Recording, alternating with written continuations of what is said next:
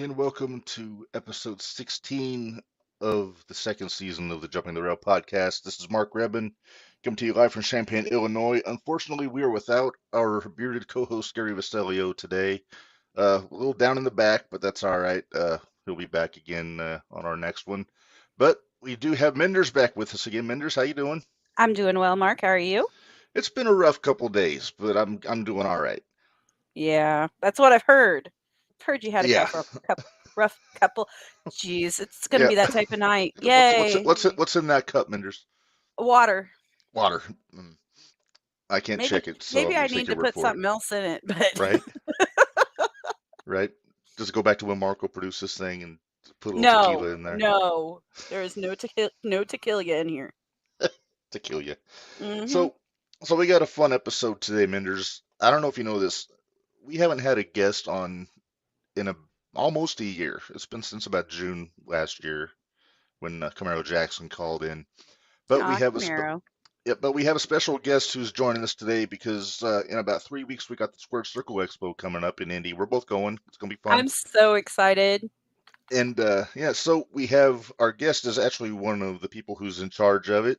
So she's going to kind of fill us in on everything that's going on. So let's go. We're going to bring her in now. So Okay. say hello to hardcore Heather Owens. Heather, how's it going? Hello, going Hi. good. How are you guys? I'm good. Good. Glad you could make it in. Yes.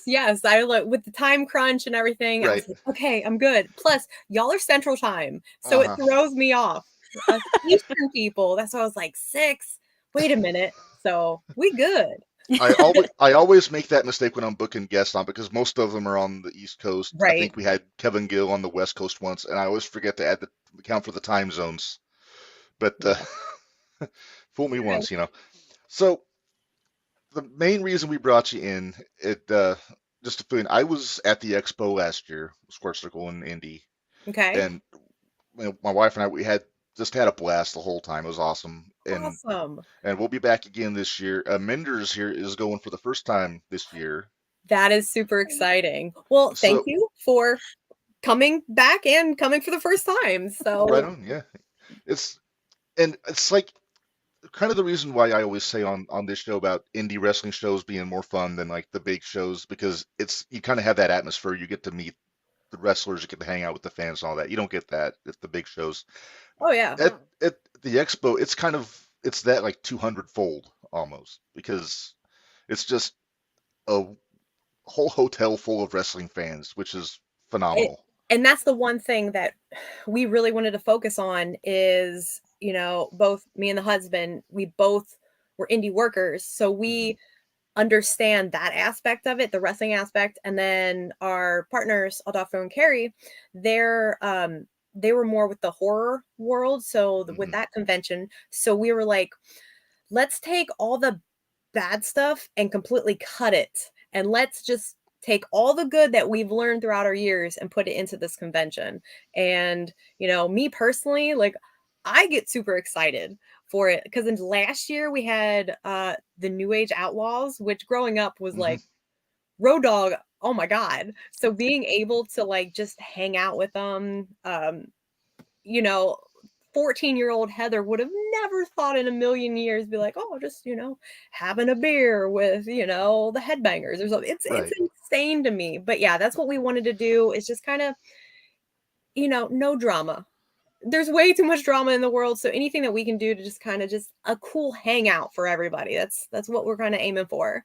Right. That's all anybody really wants, right? Just Right. no drama, just no BS, just hang out, have fun. Uh, Exactly.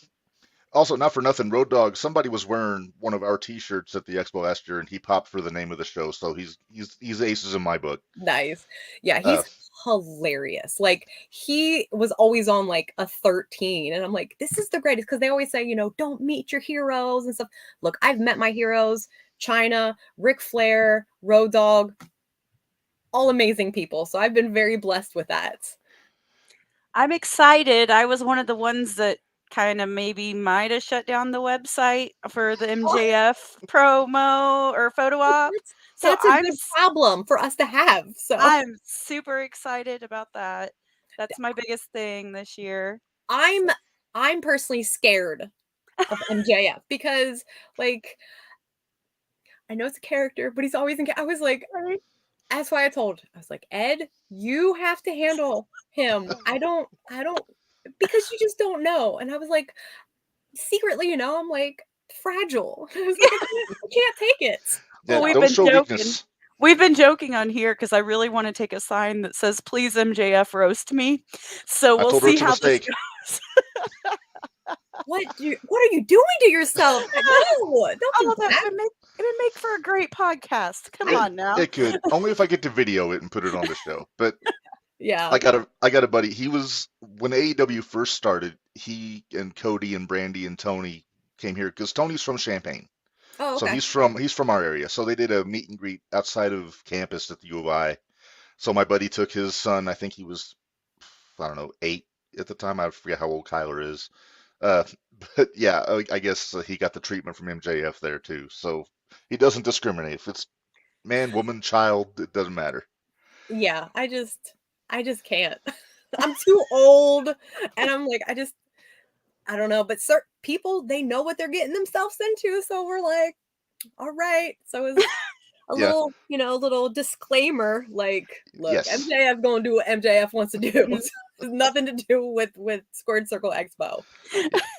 Like we always say, MJF doing MJF things. That's right. Yes. That's right. But at least the people waiting in line for MJF understand what they're paying for. So Yeah. Right. I'm gonna go on record. Minderz, I'm daring you right now for the photo up. I'm daring you to try to touch the belt if he has it, All just to see right. what he does. I'll Because try. he might yell at you. Just telling you. Well, here's the beauty of it. Since Bari's going with me, maybe I can get Bari to distract him, and then I can touch the belt. There you go. Yeah, Barry's a big guy. He can He is a distract big you. guy. So I'm hoping. Fingers crossed. Well, good luck. Yes. So Minderz is excited about MJF. I'm honestly I'm most excited for all the ECW guys you got coming in. I'm a big ECW fan from Oh way yeah, back. me too. Yeah, So huge I- ECW fan. I got to chat up Shane Douglas quite a bit last year during some downtime. I caught him at his table, and he was awesome. Just full of stories. I asked him about specific matches. He had all the info right there in his head. It's just really impressive when you think about all of the shots these guys take to the head for years Oh, yeah. on end. But yeah, so now you got some more guys coming in. You got Devon, Francine. I saw. Hmm. I did see Stevie is out, which I understand that he's Yeah, been having some issues. Yeah, it was one of those situations that we were also following along, with Yeah. his videos, and then we officially got word, Mhm. the last, what was it, yesterday or the day before, and we're like, we kind of knew, everybody knew it was coming, but Yeah.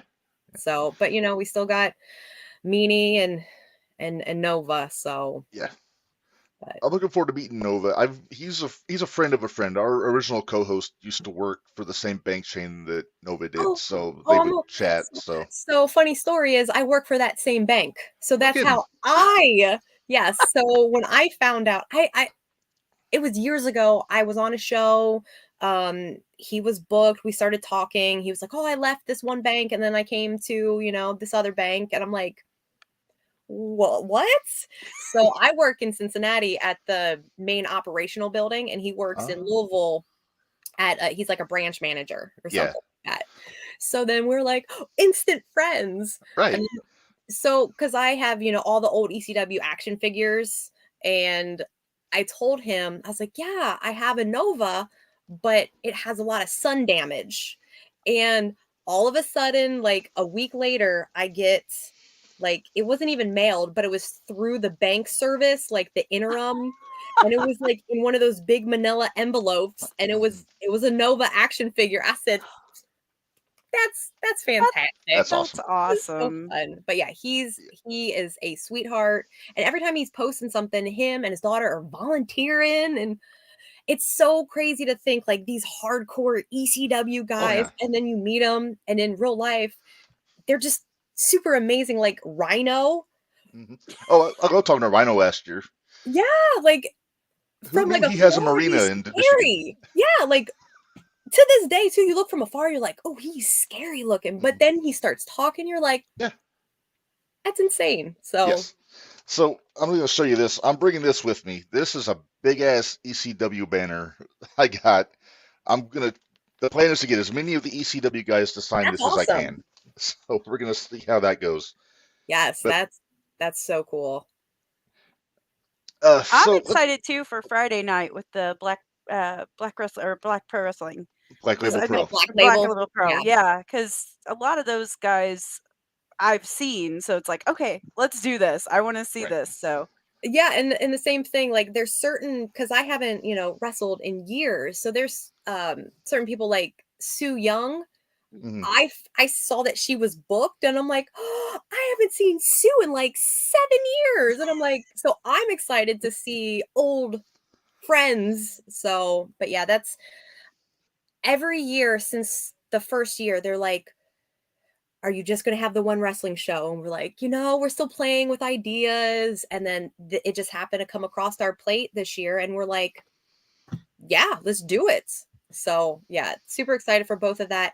Now, Friday night, though, starting around that time, but then after is the karaoke. So I Mhm. don't know.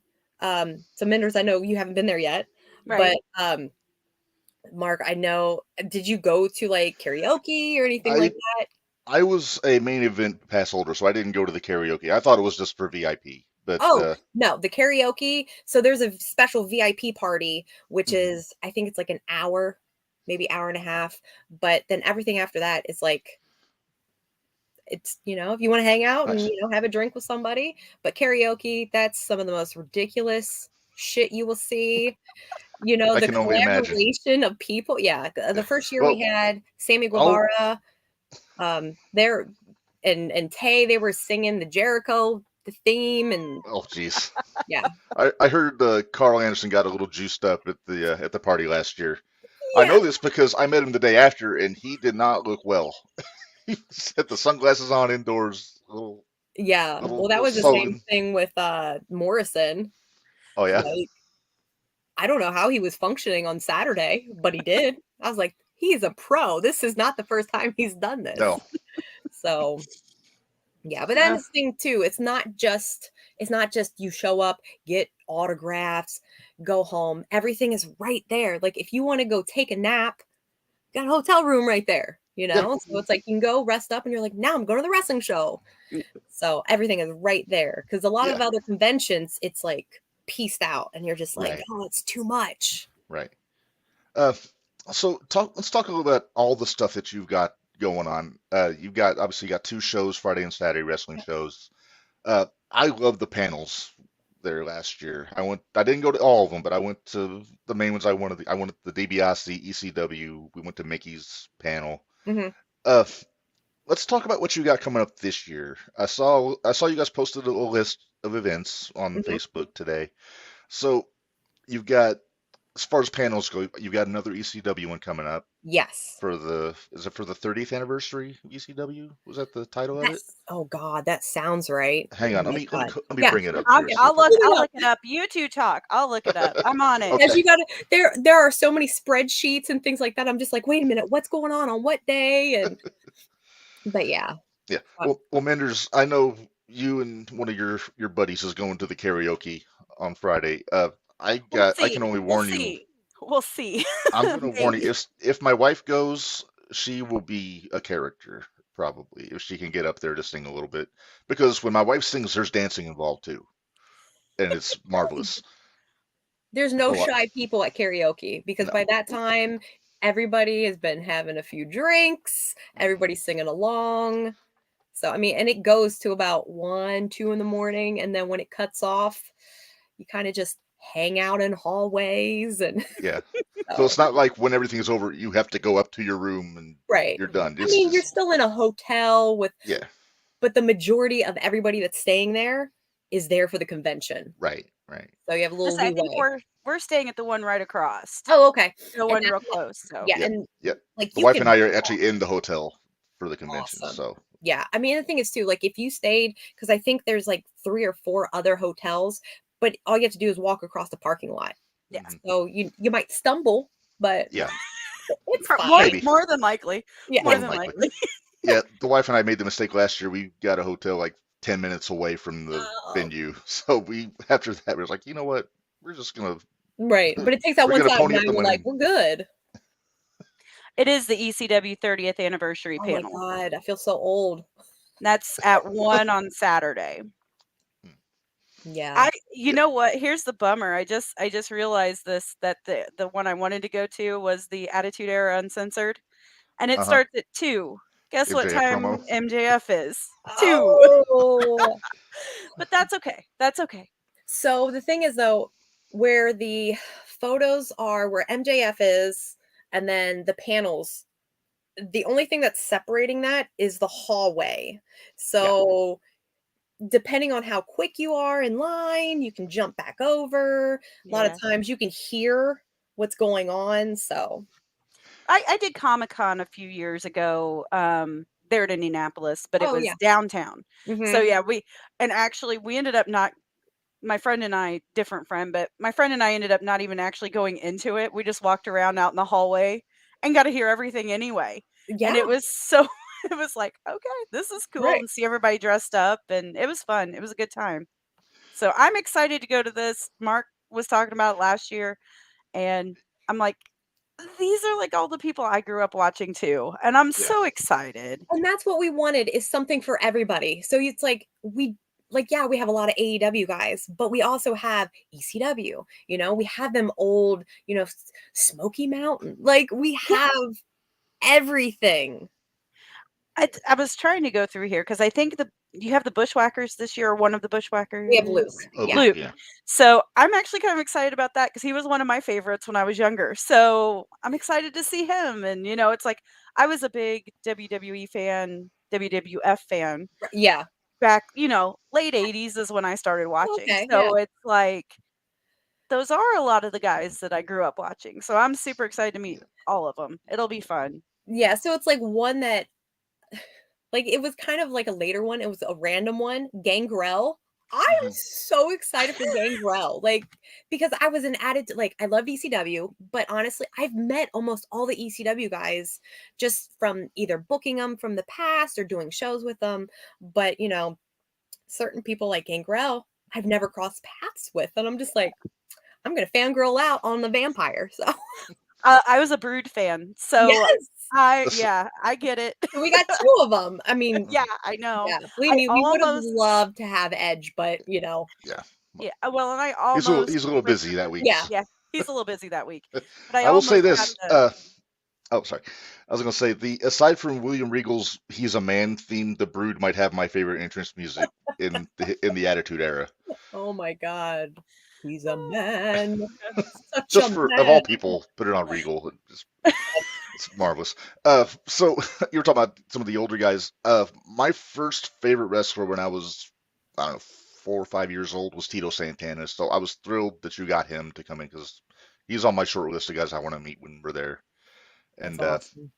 so Yeah. Tatanka. I was excited about Tata- Tatanka too. Tatanka, yeah, the hammer, For some reason, I mean, God love him, but everybody lost their shit for Tatanka. We're like, yes. Not quite sure why, but that is It's fabulous. I would say that's another one of those that it's like you don't really think about him being a main character like back when you were growing up, but he was always there. He was on Yeah. everything. Yeah. So he it's had a like Still in this great is shape great. too. Looks Yeah. great. yeah. A few of the other ones, not so much, but Yeah. Well, Yeah. time is the greatest heel of them all, right?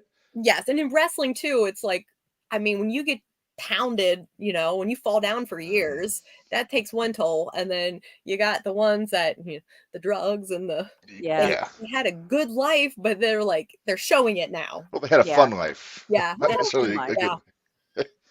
Yeah. I do have a question that I was actually crossed my mind when I saw the NWA schedule. Mhm. They're running a pay-per-view on the Friday, on the 7th in Chicago. So that made me wonder, and maybe you can shed some light on this. Is Cardona booked for both nights, or is he just going to be there on the Saturday? I believe we have Cardona both. Because he wasn't announced for any matches on the show, but I So- know that can change at any time. So originally, I know that we had, I think, 2 or 3 NWA guys booked, but then we found out, oh, they're running. So then obviously we couldn't use them anymore. Now, mind you, Right. Chicago from Indianapolis is only like 3 hours. Yeah, Right. it's not that But bad. yeah, I'm pretty sure that we have Cardona, Myers, that whole like crew the entire time. But I can confirm. Let's see. Mark, I'm not gonna lie. I kind of want to go to Under the Learning Tree with Al Snow. Hey, I've been to a couple of his panels and they are fun. Are they? He did 'Cause one in he's a lot of Danville, fun. and then he did one last year. The thing that I always remember is he talked about how he supplemented his income as a magician for the blind. That always just tickled me. Of course he did. Yes, and we have Cardona for both days. Okay, awesome.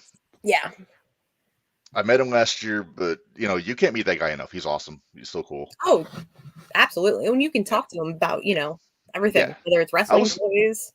Honestly, I was surprised because I caught him at a down moment, and he was just so down to earth about everything. He wasn't like MJF, where he'd probably heel on you. Right. And that's the thing, though. He's very humble because he's had all of it. He's Yeah. been to WWF and stuff. And it's just like, this is what he enjoys. He Right. enjoys the indies and Yeah. doing his own thing.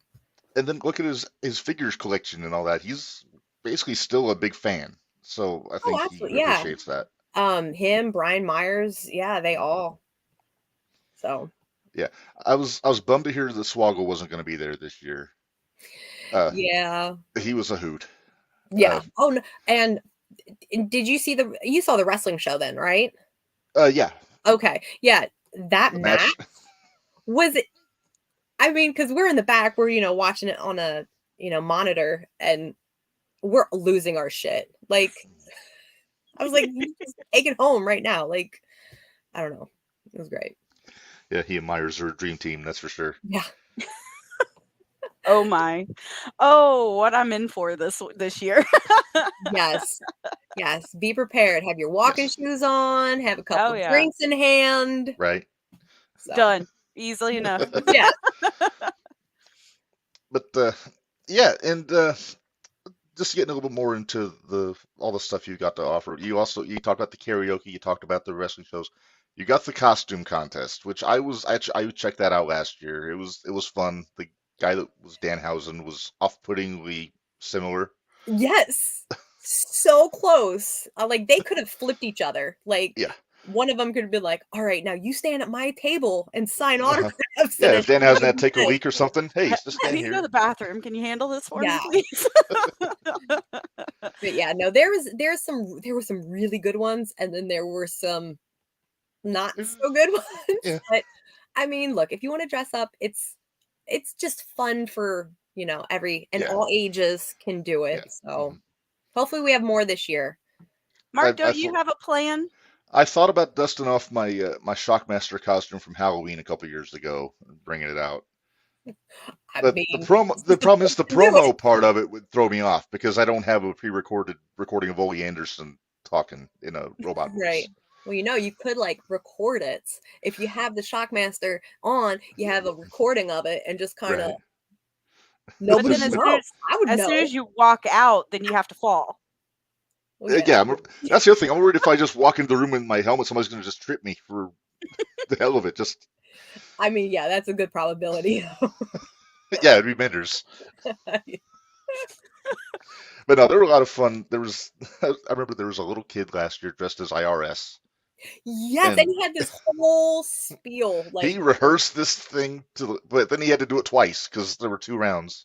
He didn't have a second promo, so he just did the same one twice. It was awesome. Yeah, it was. Yeah, very cute.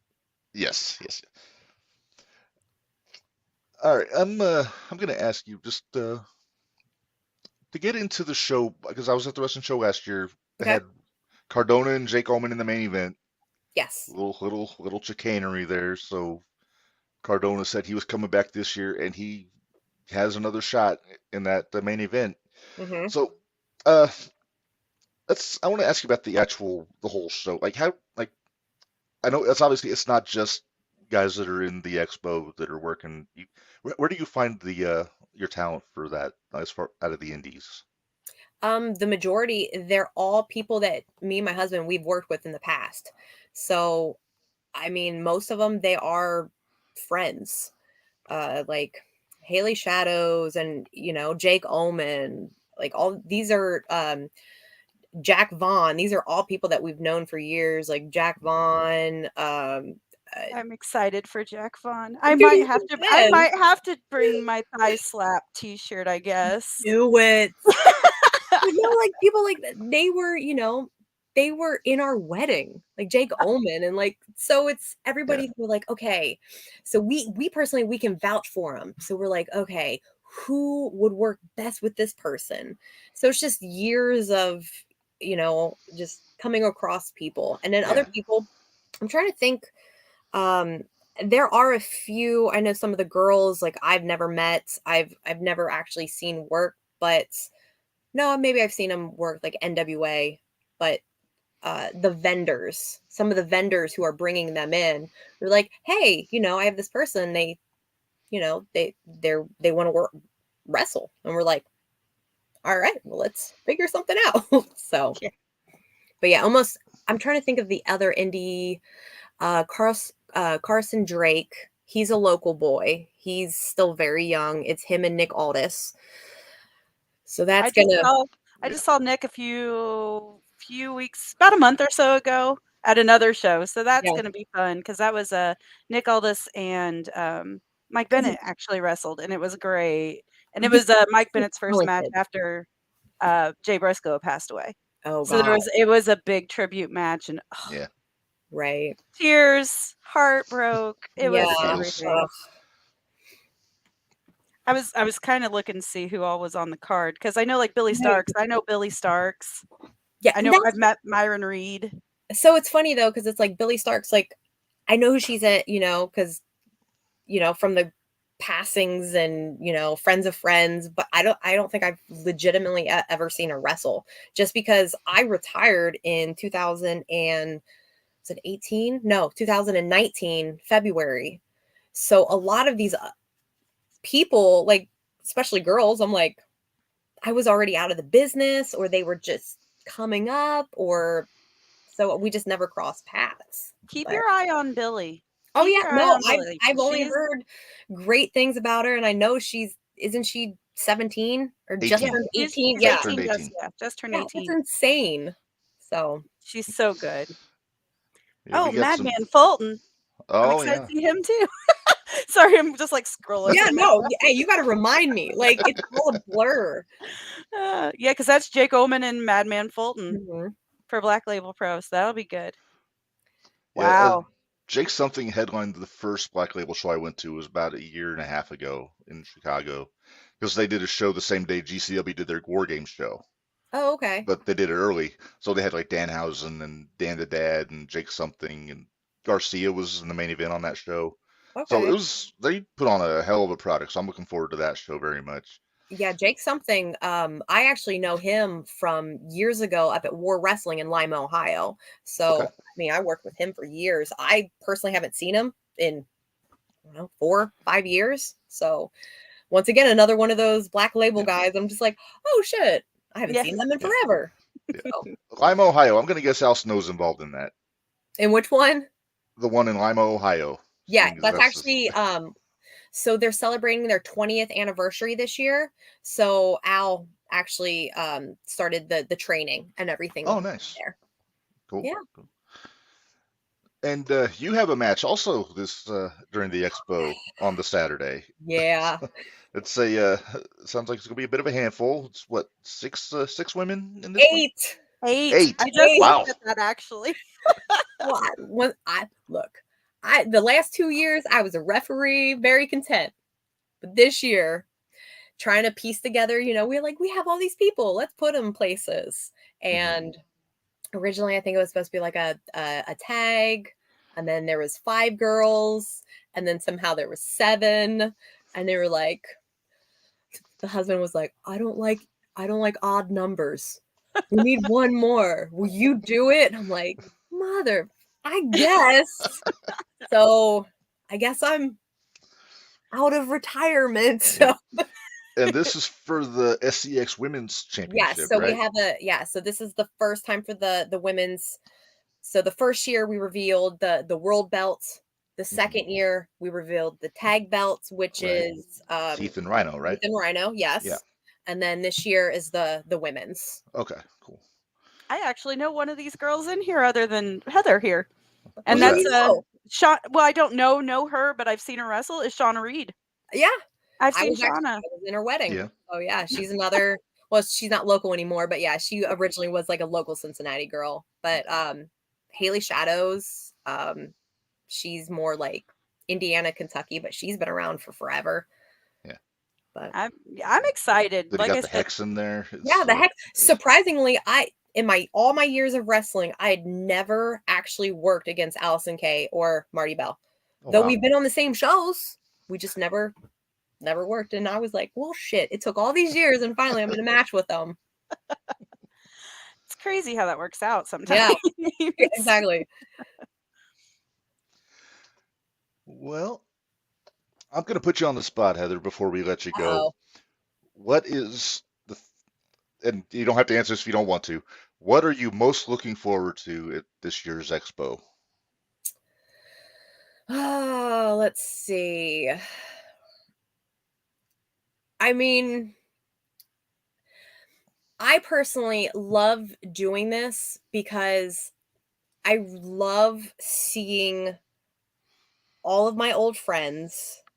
So a lot of these people come from all over the United States. So this is just a place for all of us just to kind of turn our brains off from reality, so to speak, and just have a great fun time. Like, am I excited about, the wrestling match?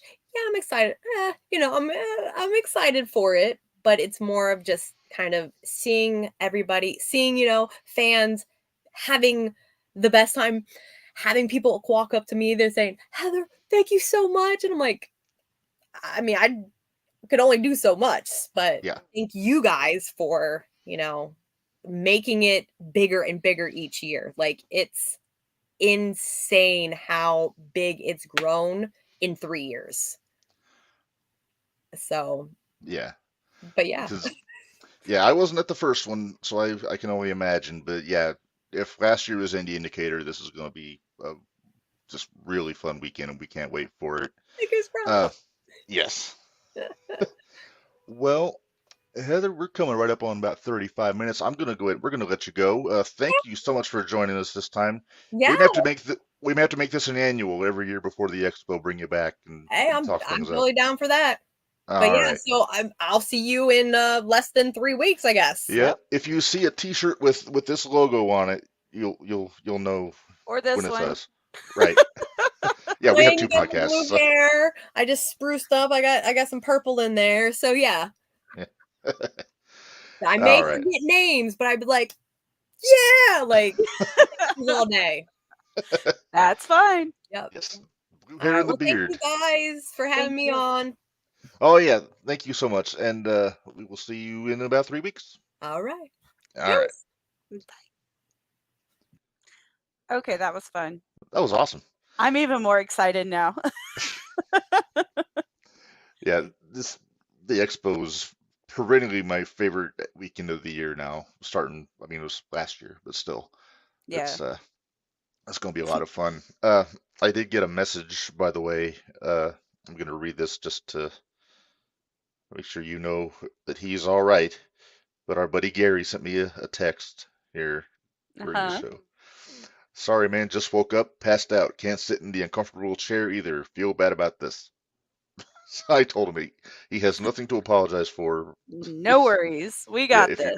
If you're down in the back, we can pick up the slack a little bit. But I feel inclined here, Minderz, to tease a programming note before the end of the show. Once I got to get my picture up on the overlay before we do it. But while we do that, let's talk a little bit about what we saw this past Monday on the Monday Night Raw. You said you watched. I did also. I had free time since I didn't have a car. Right. But that's neither here nor there.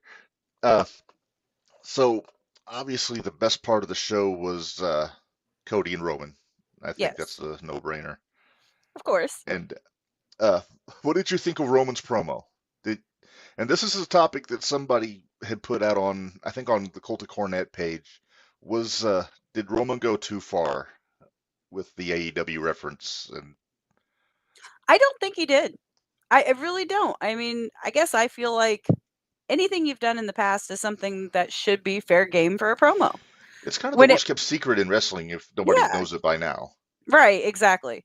So, I was more like I said, Roman did great. He cuts a much better promo than he used to. So, it's Yes. fine. Um, but Cody's promo coming back at him, telling him Oh how yeah. he was gonna be alone the day after WrestleMania, that Yeah. Paul was gonna go back to being an advocate, and Jimmy and Jay were gonna leave him, and Solo just couldn't follow in the footstep. I'm like, And "Damn." and by the way, I told you this, and I think you agreed. You can see just how much Paul is loving all of this. Oh, Just yes. by looking in his eyes during Cody's part of it, he's beaming because I think he may have quite a bit to do with this angle as far as Oh, like I'm sure he helping probably these does. guys get to certain places and all that. Uh, but yeah, But they're doing a phenomenal job of building this matchup. I know a lot of people were bummed that The Rock wasn't going to be there. They don't need The Rock for this. they don't. They're it's For what they've built this to, that's okay. I mean, The Rock's not gonna be there. Okay, that's fine. But Next did year would be cool everybody though. But I well, think where are they at next year? they're in Philly next year, They're they're Philly. WrestleMania 40. Okay. But it's 40, so they'll probably get The Rock back for that one. We'll Uh, see. but I've been saying ever since that rumor got started with Rock and Roman, that's a match that doesn't need a championship. No, it doesn't. That'll headline one of those nights on WrestleMania regardless. So I'm kind of glad they're not doing it for the title this year at Mania. Well, let Uh, me ask you this, because this is something I saw too on I don't remember which one it was. It was one of the mini wrestling things I follow. But they were asking, what do you think will be the main event of the second of one of the nights? Because obviously we're gonna have yeah, Rock and Cody, or Roman. Roman and Cody one night. Roman and Cody is headlining night 2. They've already announced that. So the question is night 1. What's going So to what do you headline? think's gonna headline it? Because So I've heard a couple different options now. I've heard a couple. I can tell you what I wish would headline because that's a completely different match, but that's kind of goes along with my wheelhouse. Uh, everything I've been hearing has been Charlotte and Rhea headlining night 1. I, It's I kind of hope so, because it's kind of been a tradition in the last few years putting the women's match on one of the main events, and I think it'll be a hell of a match. What I want, and they announced obviously the tag title match finally last night, Sammy and Kevin against the Usos. I want that to open night 2 you want it to because open night two. that'll start a Okay. whole thread through the entire show. Yeah, I Because can see that. whether the Usos win or lose, there can be a promo in the middle of the show between Roman and the Usos, whether Roman's Right. blaming them for losing or Jay can hold it over his head that, hey, we won our match. Yeah. We did our job, now do yours, something like that. I'm just spitballing. Yeah. What I would love to see headline night 1 would be the Intercontinental match with Gunther and Sheamus and McIntyre. The Hospitamania. Hospitamania. Ooh, that might be a new T-shirt. Oh boy, here we go again. I'm a But yeah, never-ending cavalcade of T-shirt ideas. well, like I said, I won't That's genius. dismiss that. See? Bari, what is that? I need context, my friend. Oh, he's talking about having the Usos and Oh, oh, Sammy and KO start off the second night. yes. See, I can book. You guys talk about needing We bookers. booked too, but Yeah. but yeah, I wouldn't be opposed to that. I wouldn't be opposed to Gunther and Sheamus and McIntyre. I don't think it's gonna. I don't think. It won't be the main event, but it's uh I do think Charlotte and Rhea is the right call for that. I don't think it should be Asuka and Bianca. I don't think they've built that match up enough. It'll be a hell of a match, don't get me wrong. The only But reason I don't think it should be Bianca and Asuka is because Rhea won the Royal Rumble. Rumble. Yes, Yeah, I agree. That should entitle you to a main event at the show. And since Cody won the Rumble, Rhea won the Rumble, so they should be headlining both nights of the show. I completely agree. Now, that's always kind of bothered me when the title match doesn't headline WrestleMania. Now, see, I mean, last year there's though, I understand. yeah, because last year was Stone Cold. You well, that you were was night too one. you were too busy at a Fozzy concert that I was night. at a Fozzy concert. We were watching it on Narge's phone the whole time, as were a good number of people at that show. We saw people looking at their phones and talking. Yeah. So Hope, but yeah, it bothered me when Flair and Savage went on in the middle of WrestleMania 8 and Hogan and Sid was the main event. But I'm sorry, yeah, I know. I love Macho, I love Flair. I like Sid, not a fan of Hogan. So it's just Oh, I would have never guessed. You're not a fan of Hogan? Would have never guessed that. I Since my I don't know. sarcasm, I'm laying it on pretty thick. Sarcasm is noted. You know, he's a shady character like that other guy that we know that we'll get Thought into we more of weren't that talking about tomorrow. that tonight. We'll get into that tomorrow. If you want to hear all about my most recent issue in 01 USA, join us for the 01 shootout tomorrow. I'll fill you all in. Yeah, because Uh, Mark and I right now are kind of at odds on who we like and who we don't like. So it's well, going to be a good time tomorrow. it's more who's behaving and who isn't. Right. Some little punks like to run their mouth and Some little punks like to mess in other people's matches. So yeah, we'll discuss this tomorrow. teaser. And speaking of teaser, let's get to our programming note here, Minderz, because I have the picture loaded up. Next week is supposed to be our off week. We won't be doing a show on Tuesday, as usual, but we are going to be doing a special YouTube episode on Friday, March 31st, at the usual time, 6 o'clock. JTR Mania 2. We did this last year with Narge, and I think Dwayne was on it last year. And Okay. we're running it back this year. It's going to be you, me, and Gary. Just on the YouTube. It's not going to be on Facebook Live. It's not going to drop as a podcast. But we're going to talk about the show coming up. We're going to talk about Stand and Deliver. We're also going to talk about like old WrestleMania stuff, like some certain talking points. And it should be a lot of. I'm gonna have to What? I'm gonna have to pick up on all my WrestleMania knowledge before that. Then, so I guess I'm gonna have to watch some WrestleManias. We're not doing trivia. It's just going to be just discussions here and there. Yeah, I know, but you're an encyclopedia, and I only know This is true. bits and pieces. So I want to This be is able very to true. hold my own. I'll in the make sure you get the conversation. questions ahead of time so you can do your That'd be homework. great. Give me a study guide, Mark. It's not easy being the professor, but yeah. So that'll be fun. I wanted to do it as close as we could before WrestleMania, so it made sense to do it on the Friday. I got nothing going on that night, and Other than Gary, we'll probably miss SmackDown. Well, that's true. And then isn't Hall of Fame right after SmackDown? Should we do this at 5 and go from 5 to 7? Let's see what works with Gary's schedule and go. I'll run it by Gary, but yeah, maybe we'll have to do that so we're done in time for SmackDown and Hall of Fame and God forbid Rampage. Since I mentioned the Hall of Fame, and I know we have ours later. We have ours later. I got a good one this week. Are we gonna mention though the one that just got announced? Let's talk about all.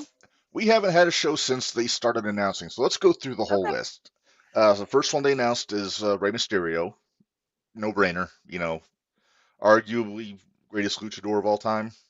Mm-hmm. Even though he's still active, and I don't think they've inducted an active guy since Flair. I'm only saying that if Dominic doesn't run in and beat him up while he's giving his speech, I might be a little bit upset.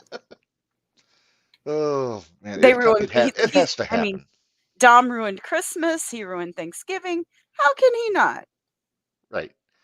He ruined his announcement when they announced him he's going in the Hall of Fame. He was showing up and pissing in his punch bowl. Exactly. So if Dominic doesn't show up, I'm gonna be a little upset. Right, unless there's like footage in the back of him like locked in a room or something, like barricaded in or something like that. So yeah, Mysterio was the first one. I know for a fact my friend Mike Nargelinas did backflips when the second guy got announced, and that was one Great Muta. Mm-hmm. Also, by the way, JTR Hall of Fame inductee. Mm-hmm. So he's having a banner year for Hall of Fames. He is. Well, Oh, they're both on the same level, right? WWE Hall of Fame, JTR Hall of Fame. Of course they are. In our mind, they are. In our mind, yeah, and In in the our mind of mind, they our are. legions of listeners and fans. But no, it's great timing. He just retired Yeah. this past January, February. So yeah, it makes sense. My question is who's going to induct him? I've got to. A lot of people are saying it's going to be Flair. I would kind of. I think it might be Nakamura because Nakamura wrestled him in one of his last matches over in Japan. Possibly Asuka. You never know. That would. Here's my only problem with Nakamura or Asuka. I think I would prefer Flair just because even he would be easier to understand because Now that's sometimes questionable. That's Asuka. questionable. Hey, he's Hey, easier to if Flair understand gets, most. It depends if how Old drunk Rick he gets a gets few before he gets cocktails in him, there. But you see, like Nakamura. I know you can usually understand them after you listen to it for a while, but I'll tell and you who would nothing be a against good. them. I'll tell you who would be a good choice. Rick Steamboat. Oh yeah, They were both in WCW at the same time. They wrestled each other in Japan. Very articulate. I that don't would think I he. would be happy with that. Yeah. So it remains to be seen. I think everybody was saying Sting for obvious reasons, but Sting's in AEW. He's not I going was to gonna say come over. Sting's not gonna come to the WWE Hall of Fame, No. but Ordinarily, if Muda was getting inducted, Sting would be a no-brainer for who to put him in. But that's neither here nor there. Then just yesterday they announced Minderz, the most recent one, and I think the longest time coming outside of maybe a Cyndi Lauper for the celebrity wing, and that is Mr. Hollywood himself, Andy Kaufman, going in. and who's gonna induct him? And if It's got somebody else inducts him, I will be mad. it's got to be either Jerry Lawler, Jimmy Hart, or both. I would But laugh if David it's got to. Letterman did it. Oh man, if it was Letterman, that would be awesome. But no, it's got to be Lawler though, right? It has to be. It has to be Lawler. Although, No, he said he really didn't like him that much, so why would we be asking him to do it? right, But right. Unless you saw the movie. If you're one of the 12 people that saw Man on the Moon, you know that's not the case. or You're any of the other documentaries or yeah, shoot shows. Tales of the Territories, I call them the kayfabe killers. the kayfabe killers. Yeah. Uh, you're an aficionado of a good wrestling heel, Minderz. You have the T-shirt to prove it. You can I get that do. on ProWrestlingTees.com/JTR, by the way. Cheap plug. Yeah, I did wear it today and then I changed my mind, but yeah. Oh yeah.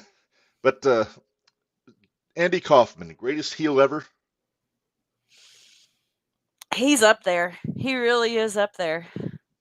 Because, I mean, how else? All he was doing was beating up women until Lawler got hold of him. So, I mean, he was doing intergender matches before they had intergender matches. It was great. That's true. And Cornette did not hate it. No, he did not. The pile driver, when Lawler gave him that pile driver, and I watched it. Of course, it was 1982. I watched it long after the fact because I was like 1 year old. But I love the story. I forget who told it. It might have been Jarrett. That he went down and they were trying to get him out of the ring, but he wouldn't leave. Like, he stayed on his back, and he's like, "Get me a stretcher." So they went stretch him out, and then he's like, I you need to put me in an ambulance. And it's like, we don't have an ambulance. So the ambulance costs like $250. Like, I'll pay for it. Get an ambulance. For it. So he paid for an ambulance to take him to a hospital just to keep kayfabe going. Which and then hid in the hospital for right what? there. He was in the hospital for like 3 days. Yeah. Yeah, that's respect right there. That's protecting the gimmick. That's right up there with the Sandman when Dreamer blinded him and he stayed in his house for a month and didn't answer his phone. Yeah. Or what was it? Didn't Junkyard Dog do that too? JYD did a blinding angle in Mid-South. He wound up going to another territory for a while to protect it. Yeah, but man, I miss kayfabe. Kayfabe is so fun. It is fun. You'll get a little bit of that probably from MJF at the expo, though. I hope. Fingers are crossed on that. You need to get that hat that he had at his rebar mitzvah, the Burberry like bucket hat. The bucket hat. That was I don't know. I'm ridiculous. afraid Buff Bagwell might try to steal it if I wear it. No, Buff would be more into a top hat. Oh. That rebar mitzvah, though. That was great. Well, wait, let's go back and finish talking about WWE, and then we'll move on. Okay. You're keeping me from jumping off the rails, which is usually Gary's job, but Yeah. Gary, All I'm right. trying. All right. So, what do you want to discuss from WWE here, Minderz? The only other thing is Logan Paul and Seth Rollins. Oh man, that's We've so got good. to talk about it. It's too much of a crossover with both of our shows. We Right? got to talk a little bit about it. Sure. Yeah. It's First of all, why was Seth Rollins wearing Steven Tyler pajamas? Just curious. I don't know, and he was wearing Becky's sunglasses. Yeah. Seth is I don't understand Seth anymore. he's a bit of a fashion iconoclast, I guess you'd call it. I think I'm using that word right. If my wife is listening, she'll correct me. Yeah.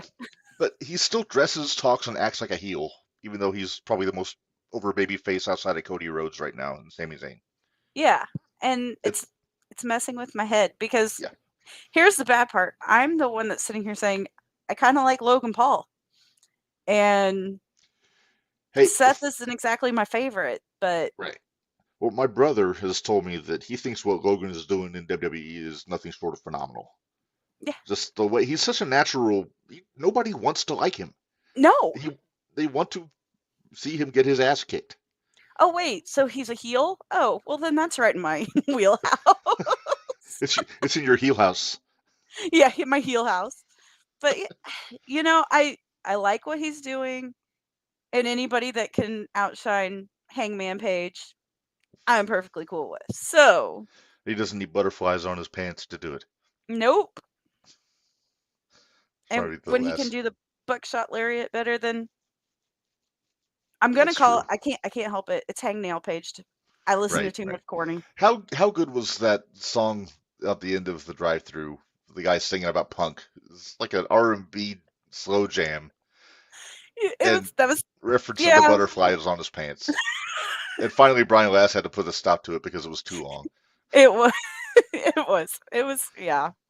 That was good stuff. The songs at the end.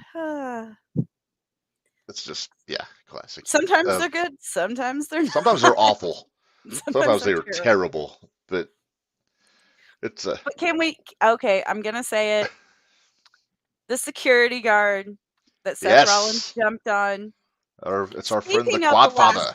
I was saying, speaking of the last guest you had on the show prior to Heather, Mr. Yep. Camaro Jackson. Yep, the Quadfather himself from 01 USA, Glory Pro Wrestling.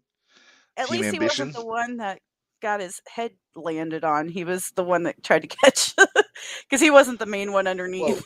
Well, if I'm diving off the top rope to the floor, if I see Camaro, I'm hoping he catches me because he probably could. He probably could. He's a very big, strong boy. Mm-hmm. And we'll talk about him more tomorrow, also on the shootout. But he's got some business coming up in 01 USA that we'll get to. We'll talk about it, tomorrow on the show. Kind of nervous how long tomorrow will go, but we'll see how that all ends up. But yeah, that remains to be seen. So let's talk a little bit about AEW last week. I didn't watch the whole show. We went about a half hour over on our 01 podcast, so I didn't catch the beginning. I had to go back and watch the best part of the whole show. Yeah, they put the best thing on the beginning of the show. I had to go back and watch that later. It looks like they're finally going to pull the trigger on some sort of a four-way match with the four pillars of AEW for the title. They have to. There's nothing else they can do. They've booked themselves into a corner. It kind of makes the most sense. They should make it a five-way. Put Britt in there. Put who in there? Dr. Baker. She's one of the pillars, isn't she? No. She's got her own angle going on. Yeah, with the Outcasts. Don't worry about it. That's a clever name, the Outcasts. Yeah, they're real. Spray paint and out in their name. That's very original. Wonder where they got the idea from. From Tony. I'll tell you who they got the idea from. Huh. Who?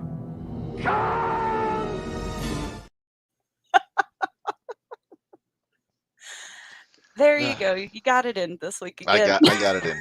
You never know. There might be more. I'm sure there probably will be. We're talking AEW right now. So can I tell you what bothered me the most about Dynamite last Wednesday? What was that? The Jade Cargill segment. Damn it, corny. I'm so sorry. That makes me laugh a lot. Okay.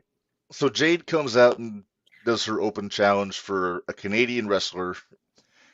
Everybody and their brother who follows and not And their him, brother's dog and the right? dog's They fleas they know and who's coming, yeah, but they bring out, and I can't remember the girl's name. I've I seen her a million times, but I don't she comes remember. out for a 2-minute squash with Jade, and then they bring out Taya Valkyrie, who, credit to Tony, is a good pickup for that women's division because If they hopefully they use her use her right. right. If If they they use use her her right. right. Speaking of which, I don't know what this is their first show in. Is it their first show in Canada or their first one in Winnipeg? I think it's the first one in Winnipeg. Okay, No, because I don't know. I can't keep track anymore. But why wouldn't they just make the surprise Taya coming out for a match? I think they want to build it more, which okay, I Because kind of you could, understand, but then don't make it a big deal that she's going to fight a Canadian wrestler. right, and have her pick a fight with Renee Moxley Good. Yeah. But but yeah, when the first girl came out, you could hear crickets in that crowd. They could Yeah. not give two shits. Nobody cared. Nobody cared, and I feel bad for that Yeah, I wrestler. feel. Yeah, she and I've like I said, I've seen her work. I just can't remember her name for the life of me. She's not a bad wrestler. Yeah. They sent her out to get squashed by Jane. And, it's There's lots of really good wrestlers that go up to AEW and then end up having to get squashed. hmm Sure, And I can think of 2 big ones off the top of my head that are huge please, in New Japan right now. please. Max. Yeah. Max got squashed. Ish. By Heidi. whom? Oh, who squashed Max? Max didn't win their match when Well, they it's were on not Dark. squash. Well, It's not a okay. squash. Okay. And then Heidi lost. hmm And then, I mean, if you really want to get into it, then you've got Sky Blue and Well, I know. nah. Oh, look at Billy Starks tomorrow. Probably going to get the same treatment from Tony Storm. Hey, and it probably will happen, but And I like Billy. We've talked about her a little bit with oh Heather. yeah, I She's I hella like talented. Billy. I like Bill. Well, Billy's, she was also in 01, so it's like, Yeah, yeah, I like Billy. yeah, I like she's a Billy a Chicago lot. girl. Sabin Gage wears her armband still when he comes to the ring. That BSB, the Billy Starks brand thing. Because Mm-hmm. I see guys in the crowd at GCW with the big banner every time she's on. Yep. Which I don't know if that's her relatives but that's neither here nor there. Not my Right. business. So Uh, like I said, maybe they shouldn't have maybe they should have saved this match for Rampage. I don't know. I don't know what to do with the women's division at AEW, period. you I know what I say? hmm. They need to bring somebody in to run it, not Kenny Omega, because I think he was the one that was running it from the beginning. That's why Riho was the champion. Doilies. Sorry, go ahead. But the guy I would have them bring in, and I would throw the checkbook at him, is Fit Finley. Oh, that would be good. Because he is the man that saved the women's division in WWE Yeah. by taking them over and working with the girls, booking their. I don't know if he was booking their matches. I know he wasn't booking the finishes, but I think he was helping them with their matches and everything, and he made them better than what they were. Like getting away from the whole bra and panties bullshit, showing your Yeah. cans, Yeah. and then I, because then you got your Baileys and your Biancas and your well not Bianca but Charlotte and now Sasha and all them out of that. Sasha, Natalia, all Yeah, those, all the ones that, in my opinion, yeah, really pave the way to what we see now. yeah. And think what he could do. And I know Dustin helps out with the women a little bit here and there, namely Thunder Rosa. But imagine what Finley could do with a Jade Cargill, Yeah. somebody who's as Well, green as she is, just to wasn't help.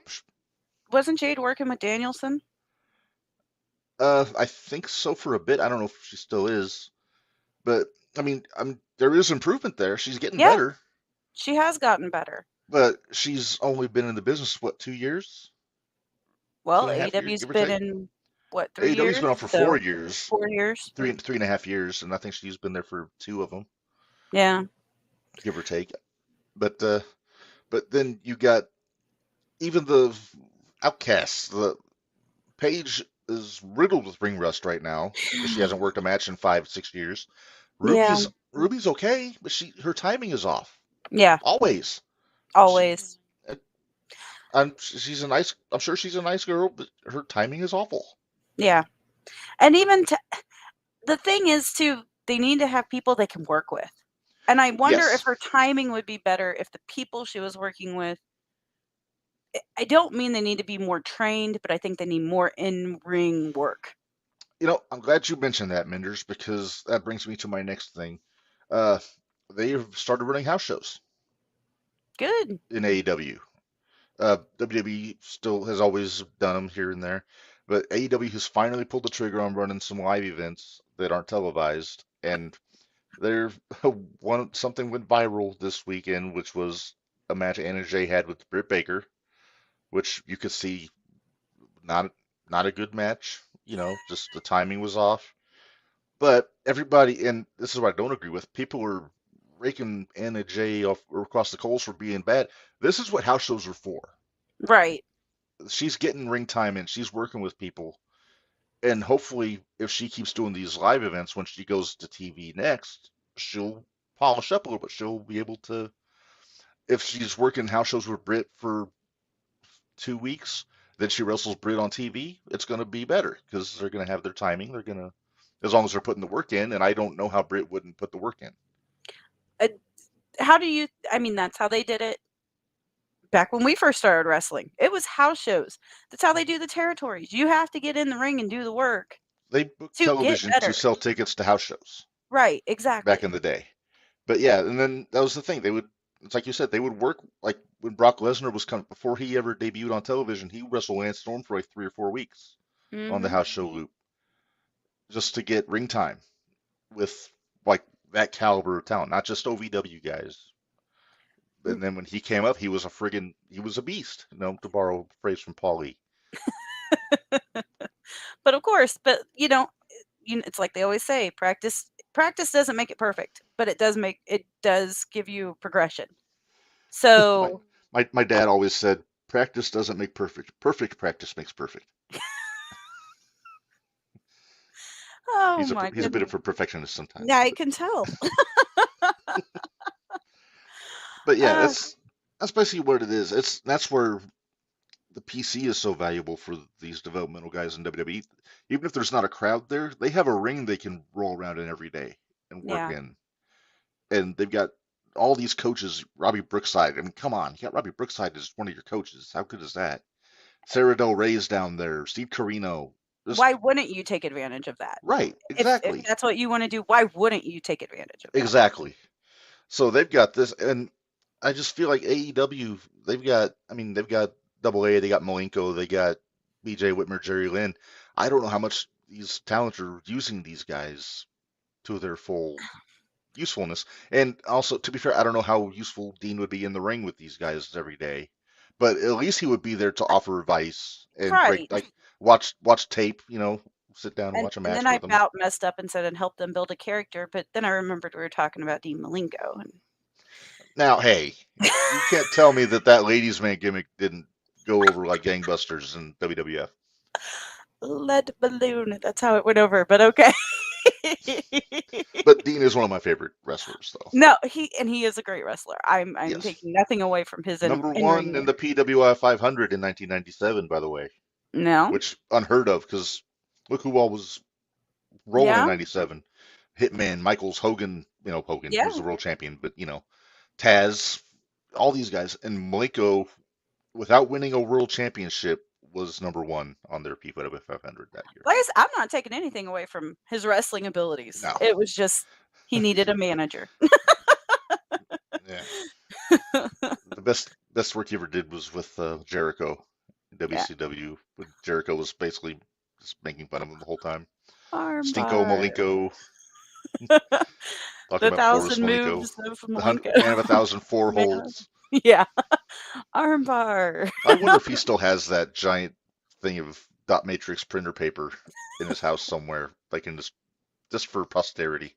He might. Who He knows? he may, you never know. All right, All so right, let's get back on back on track.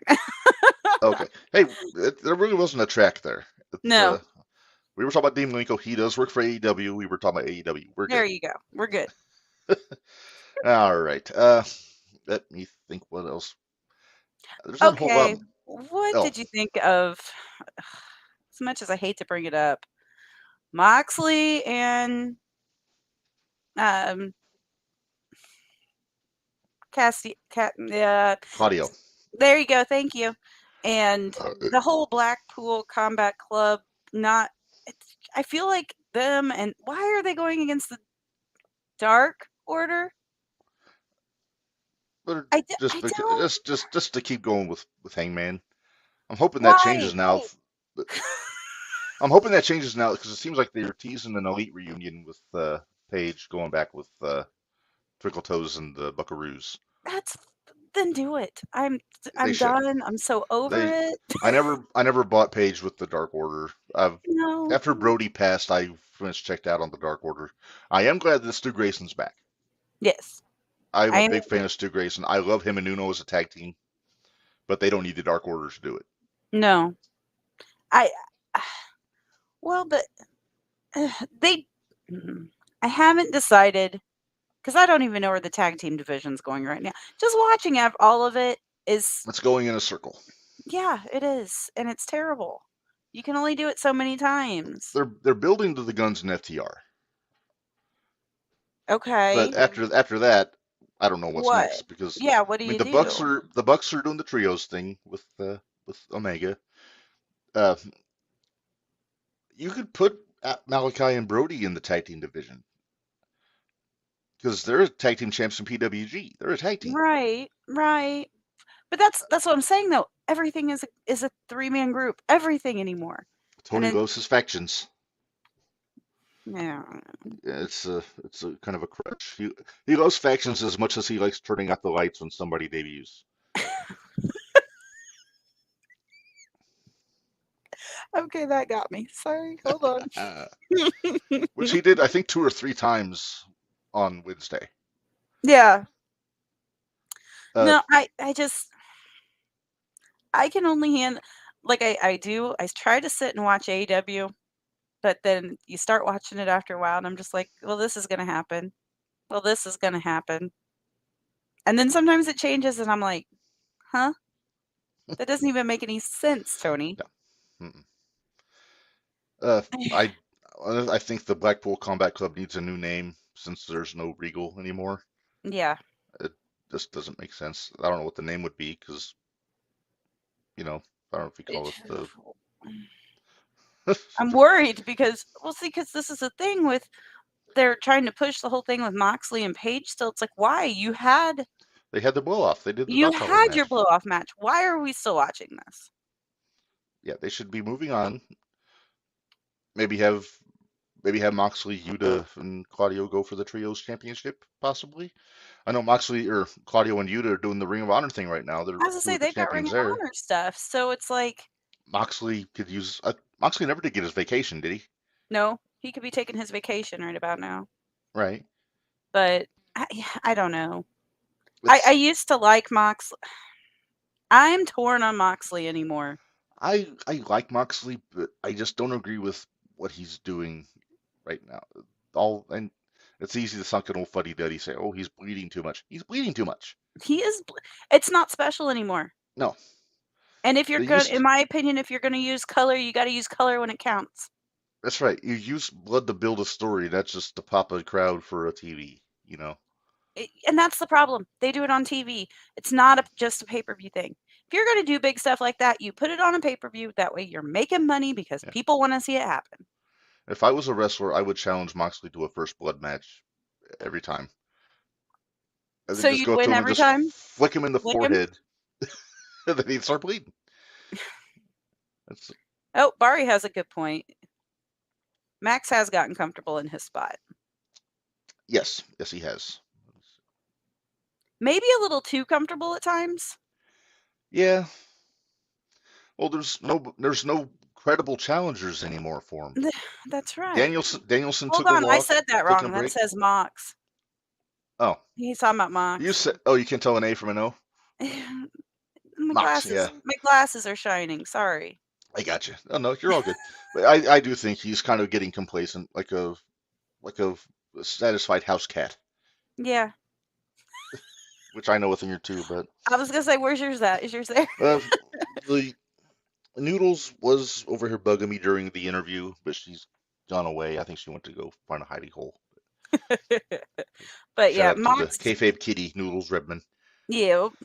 But yeah, Mox has gotten very complacent where he's at, and Mm-hmm. and this is the thing. Tony's not going to change anything because he No, because thinks he's a Pee Wee soccer coach. He just wants his little troopers to be happy. everybody gets a trophy, Mm-hmm. That's why he's got so many belts. right? Okay, speaking of belts, what did you think of the Wardlow Hobbs angle with QT? Does anybody care about QT? No. I'll tell you who doesn't. It's the great Brian Last. Yeah, that's pretty funny. Yes. But no, it's I like Hobbs as the TNT champion. He deserves it. He's busting his ass. I get wanting to have a mouthpiece for him. I just don't know the QT's the right guy. If that's the case, then let Hobbs build it himself, then have QT come out afterwards. But Here's let the- Hobbs, yeah. And Hobbs can talk. He can cut a promo. He can. But That's why if they feel the need to give him a manager, I don't know the QT's the right guy. Put him with No. Mark Sterling. No. Mark Sterling is the best manager they got right now. You think? Well, who else is there? Unless I'm missing Hathaway? somebody. Stokely.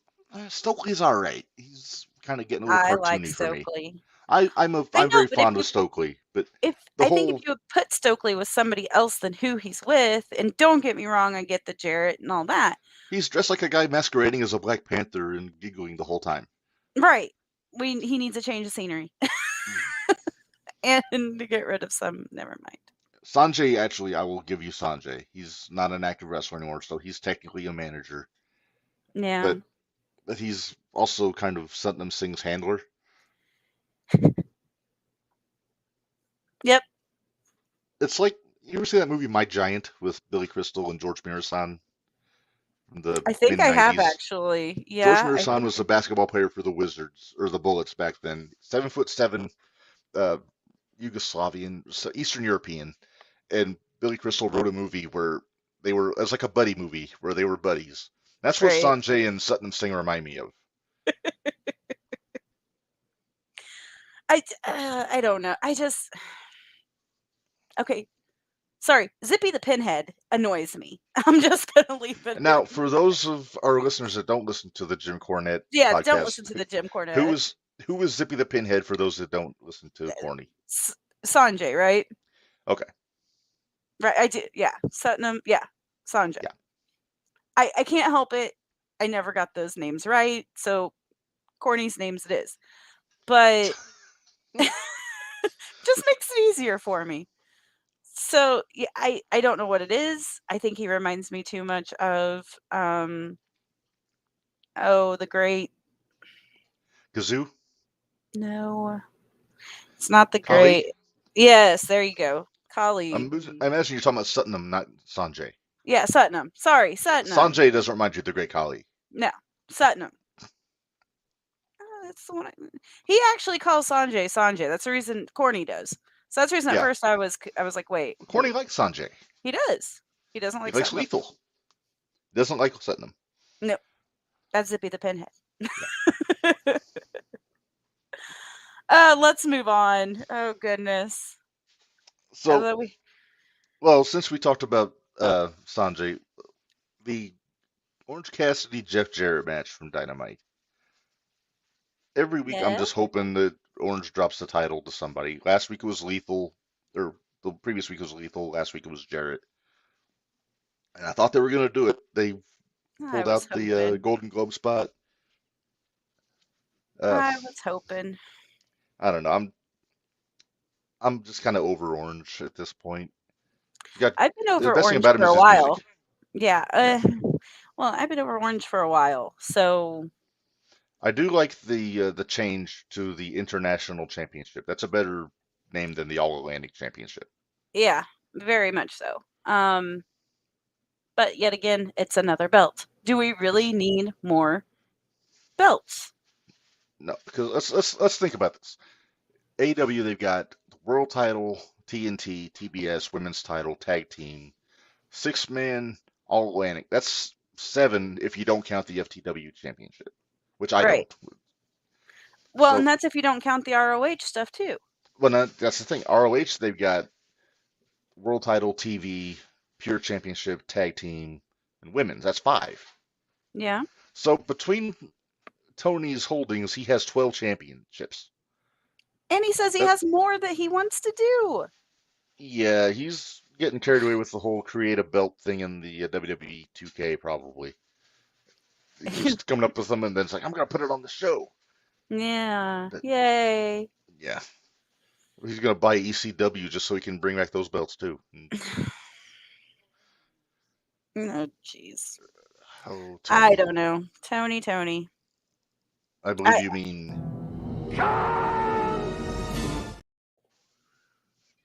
Yeah, that one.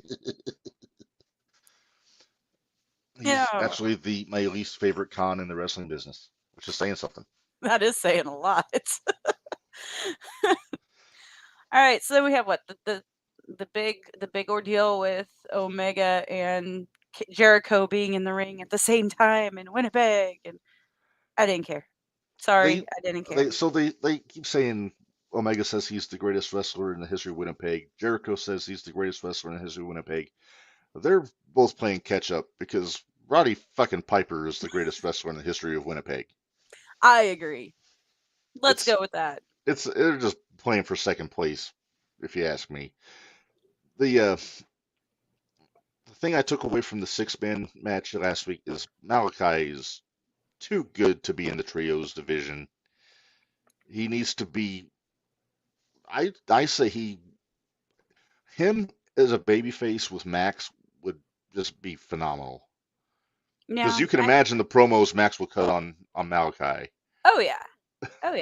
and then the promos Malachi will cut on Max too for that record. Right. Well, and I'd really Buddy Matthews, if they would change his name, Buddy, he could be I love he Buddy. could be something super special because he's really good. He is So really good. They just need to change his name from Buddy. Or get him out of the House of Black. Yeah. Well, but I'm You afraid can have a Buddy in the House of Black. I'm afraid if he gets out of the House of Black, though, he's going to get forgotten because They'll we put him are in the talking firm. about Tony Khan. They'll Yeah, put him in the firm. exactly. Or with Big Bill. or Big whatever Bill happened and Medium to, Buddy. or whatever happened to the factory. You know, it's Oh, like that got disbanded. That didn't get lost. They just did away yeah. with that so QT could go with Hobbs.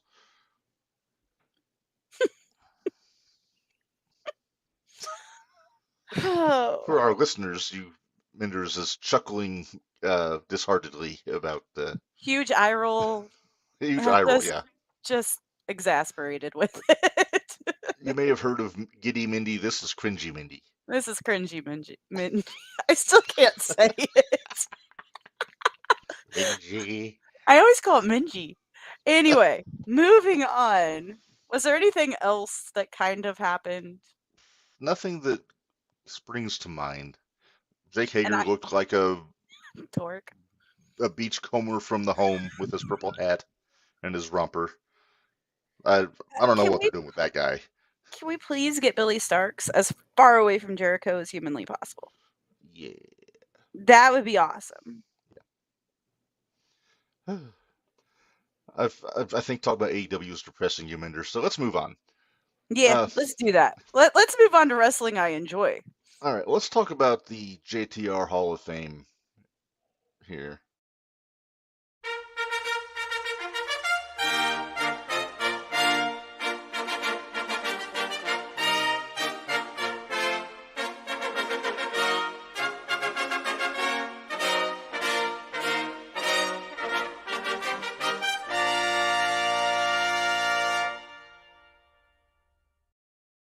still bothers me that I didn't get all the black out of that A on fame at the end on the graphic. I guess I'm I'm a interested to see perfectionist who also. you pick this week, All Mark. right. The JTR Hall of Fame, and hopefully this continues the Muda tradition, and we can get this guy into the WWE Hall of Fame also, because he is, I would argue, maybe one of the most overdue people to go in. Okay.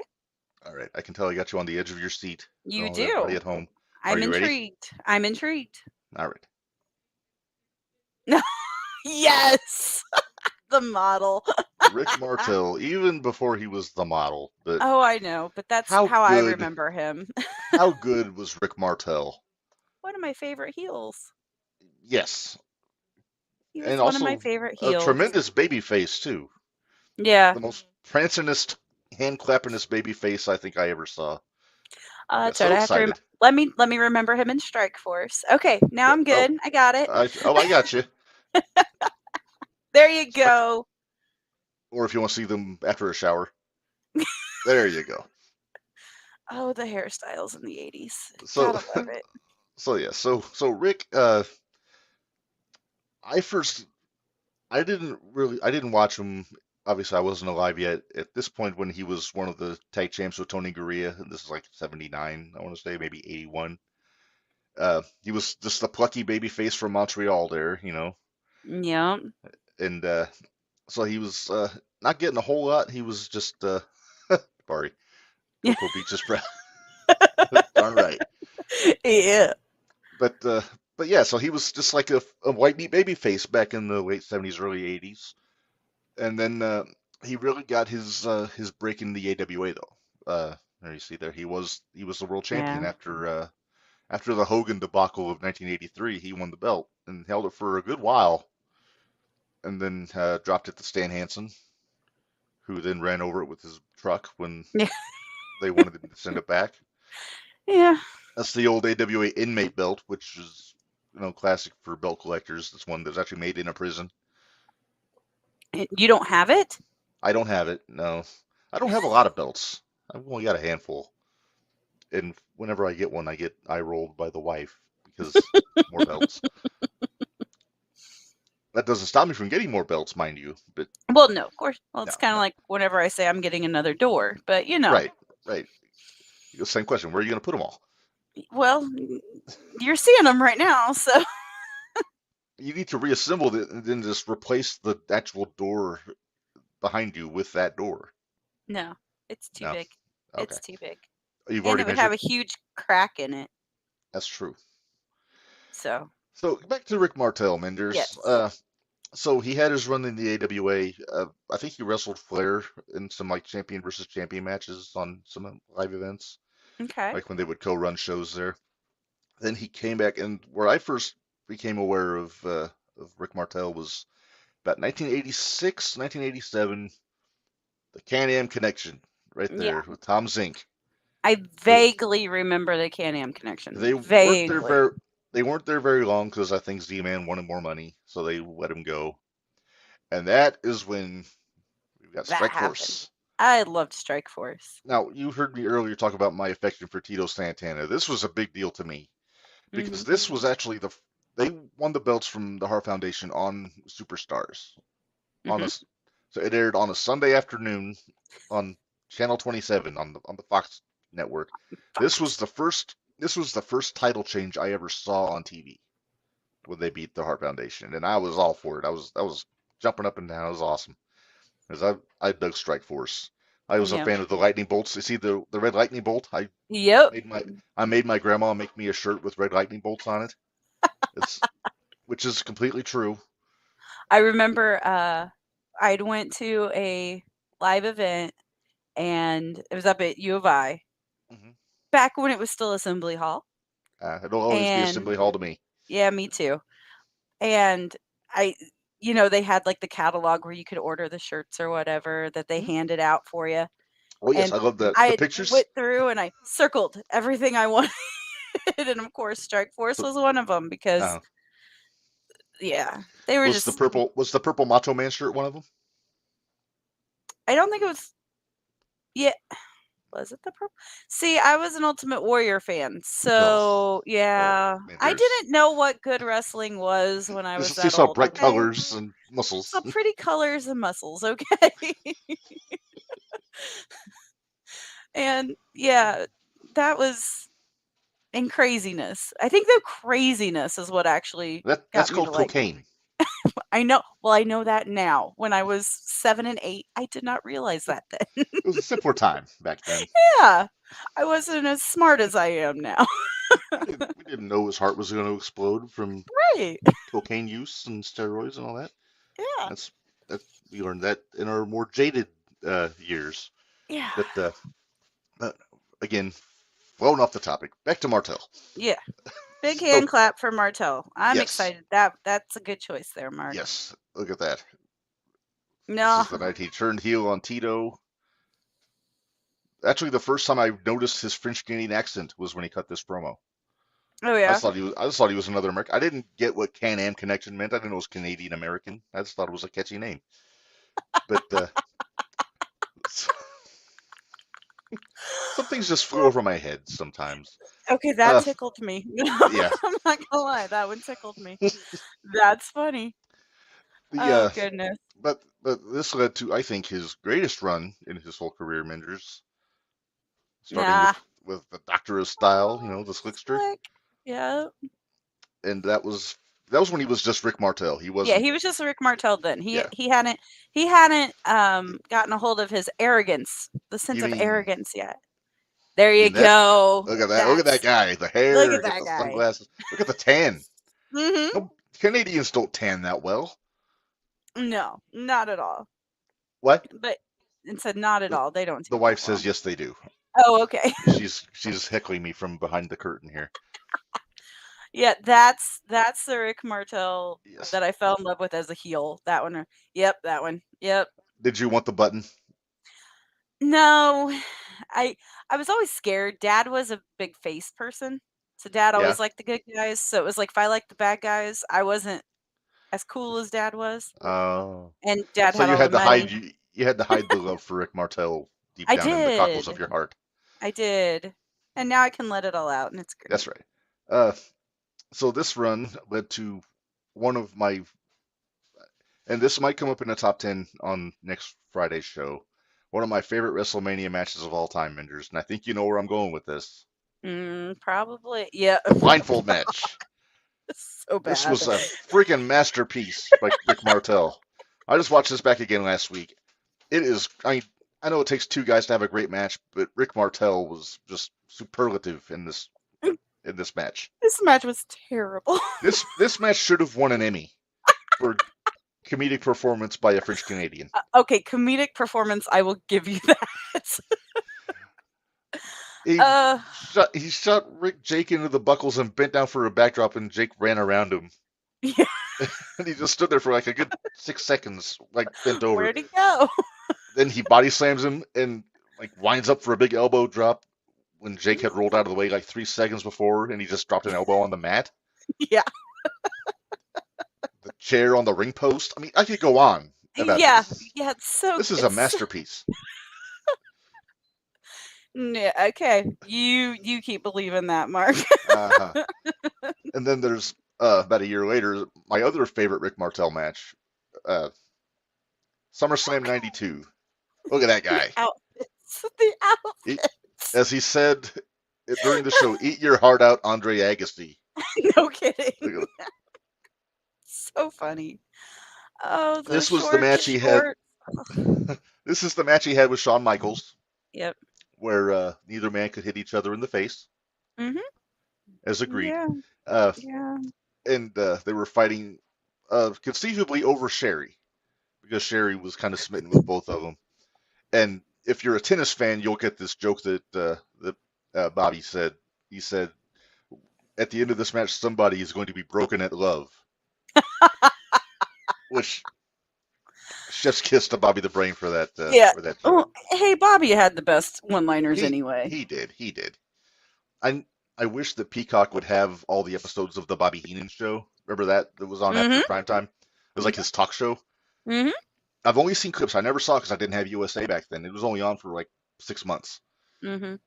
So I want to find episodes of that and just glory in the genius that is Bobby the Brain Heenan. Right. So Well, major applause to Rick Martel. yes, and well, we're not forgetting his last run, No? WCW. Look at that, the Yeah. leather tights with the Yeah. snakeskin belt, and uh, yeah, and if you think he was just there to look pretty, he was he, the TV champion for a all bit, right. Wow. and that was his last like significant run in the business before he retired. I think he broke his leg, so then he retired. Yeah. Enough for however you say that in French.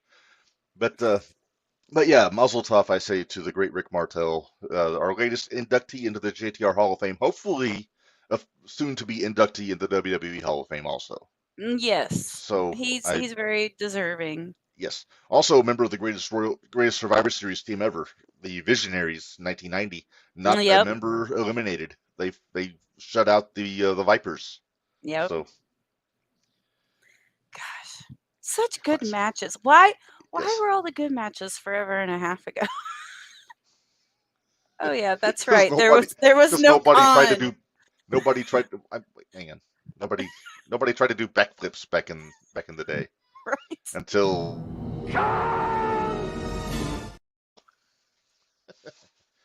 All right, let's move on, Minderz, shall we? Let's do that. Because where there's a Hall of Fame, there has to be this.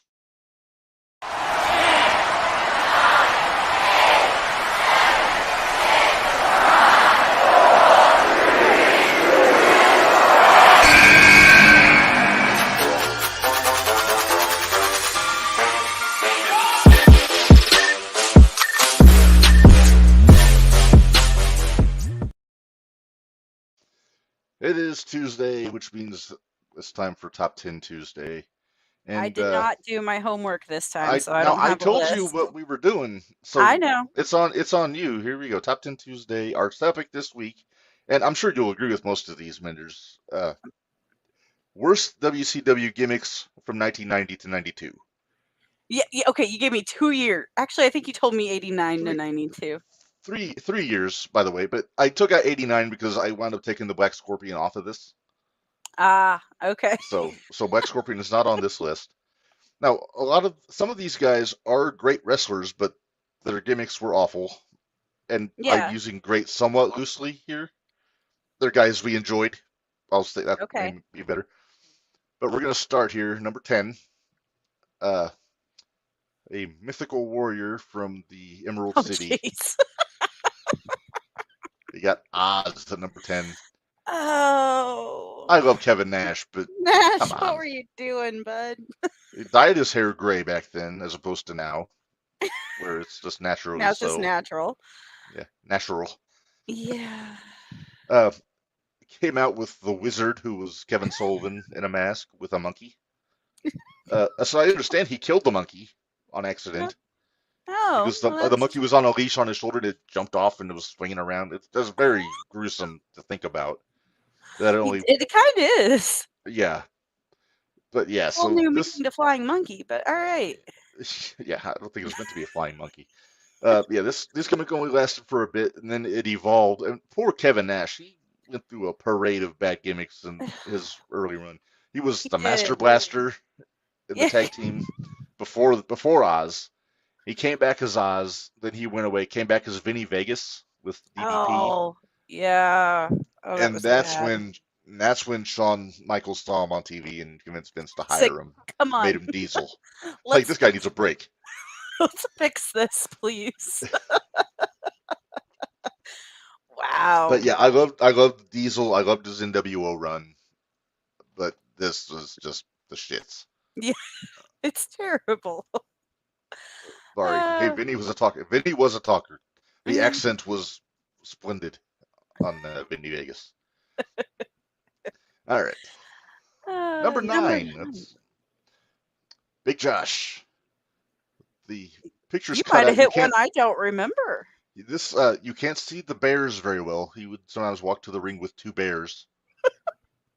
Matt Bourne, Minderz, Wow. the original Doink the Clown. Wow. But before he was Doink, he was Big Josh. He was a lumberjack from the North Woods. I'm not sure which one's worse. I'm gonna say Big Josh because I, at least Doink was creepy. well, Doink was funny at times. So, And okay. Doink had Dink. He did have Dink. Who didn't love Dink? I loved Dink. I'll tell you who didn't love Dink was Luna Yeah. and Jerry Lawler. I was But gonna say Lawler, but yeah, but no, Big Josh. He had a decent run. He was a 1/3 of the 6-man tag champs for a bit. Got some pay-per-view victories. Got some. Then you mean eventually, 3-man tag teams? Because you keep saying 6-man. well, 6-man matches, Okay. but they were the 6-man champions. Okay. I think it was him and Dustin Rhodes, and I want to say Ricky Morton, but I might be Is wrong. this back there. when Dustin had terrible? This is when Dustin was the natural. Oh, okay. It had the yellow tights and the. This looked like- wasn't his cowboy gimmick days. It's when he was looking remarkably like his dad, but taller Okay. and thinner. Okay. But yeah, so Big Josh is on there because, come on, Lumberjack. I mean, he gets points for the Bears. I liked the Bears when I was a kid. Shouldn't he have had the manly man? Oh, the He's a Man. Yeah, He's a Man song. Yes, if only Jim Johnston worked for WCW in the 1990s. All right, number 8. Shoot. You want cringy. Here's number 8. Boy. The Rap Oh, Master. God. Ian News. Couldn't rap any better than he could wrestle. Whew. They put this guy in a scaffold match, Minderz, on a pay-per-view with Steve Austin and Bobby Eaton. Why? Yo, baby, yo, yo. Barry, yeah. Barry knows. Oh, Barry, we love you. Oh my goodness. This I'm guy. over here crying right now. I can 'cause I'm see laughing that. so hard. So bad. Couldn't cut Oh. a promo. Couldn't rap. It's great. Barry, you are right. Great American Bash 91. It was a tag team scaffold match. Ian News and Bobby Eaton against, I think it was Terry Taylor and Steve Austin. If you remember this better than me, please pipe He'll in. tell you if he remembers. He'll tell 'cause me, He's the WCW guru in our Yeah. group. So Yeah. Well, let's see if he remembers this next guy, Minderz. At the same time, oh, hang on. horrible. That's all he says. Horrible. Not wrong. Not wrong. Horrible. A guy who actually feuded with Big Josh a bit. Black Blood. Oh my God. Played under the mask, if I remember right, by Billy Jack Haynes. Gosh. But they These made him aren't like terrible wrestlers. They're just terrible. No, the gimmick is just the shit. Big Axe. I think he was with another guy with Kevin Sullivan. Oh, I'm It's noticing not a Dungeon of- trend. Not Dungeon of Doom Kevin Sullivan. This is just like when Sullivan was like nuts. Like he had one man gang and he had this guy. Yep, that's Billy Jack. Yep. Thank you, Barry. But yeah, just god awful. So bad. There's not enough negative pejoratives to describe how bad this gimmick was. They're so gosh. And poor Jim Ross had to put these people over as making them seem like they mattered. I don't know how he did. That's why that man is the greatest announcer of all time. 'Cause he could talk about making chicken salad out of chicken shit. That's what Jim Ross did in early 90s WCW. Hey, yeah. And I love Jim Ross. I do love Jim Ross. Heather Owens, if you're still listening to this, next year, Jim Ross, please. Let's make that happen. Okay. For the expo. For me. I know what you're saying. I'm not saying announce the show. I'm saying. Oh, I know. Plus, him in a panel. That would be fun. That would be That awesome. would be a lot of fun. Yeah. But that's neither here nor there. Yeah. All right. We are to 10, 9, 8, 7. Number 6. Another guy that was a cavalcade of bad gimmicks through his entire career. Oh. Norman the Lunatic. Oh. Poor guy. The future Bastion Booger. Yep. They were going to make him a mad monk. I forget his name. Friar Ferdinand or something. Friar something. Friar Ferguson. That was it. Friar Ferguson. There you go. But that wound up Poor going guy. away. Then Bobby Heenan. We talked about Bobby. He's the one that came up with Bastion Booger. It's not much better. No, the gimmick was awful. It was terrible. That gimmick was gross. It was.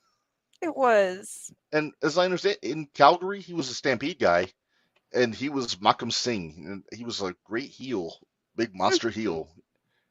But yeah, they wanted to make him a mental patient in WCW with a teddy bear, and And then just a oh yeah, Barry had a feud with Cactus Jack. Yeah, he did have no. a feud with Cactus Jack. That was Cactus's role in WCW. Let's take all the iffy gimmicks and put them with you. And then if you could do that well, we'll let you wrestle Sting. Mm. All right. Let's move on to number 5. Number 5, okay. Another guy. The tailor-made man. Terry Taylor. Yeah, The this Red was Rooster. yeah.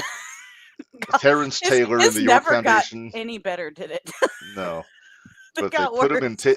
He borrowed a suit from Ted I was DiBiase gonna say it looks like one of Ted's and suits. slicked his hair back and decided to be Mr. Smooth, sharp-dressed man. And because, hey, his name is Taylor, we can put that into the name. Oh So he's the God. tailor-made man, which is... This was in like 92, so this is around Bill Watts' time, which Yeah. is surprising.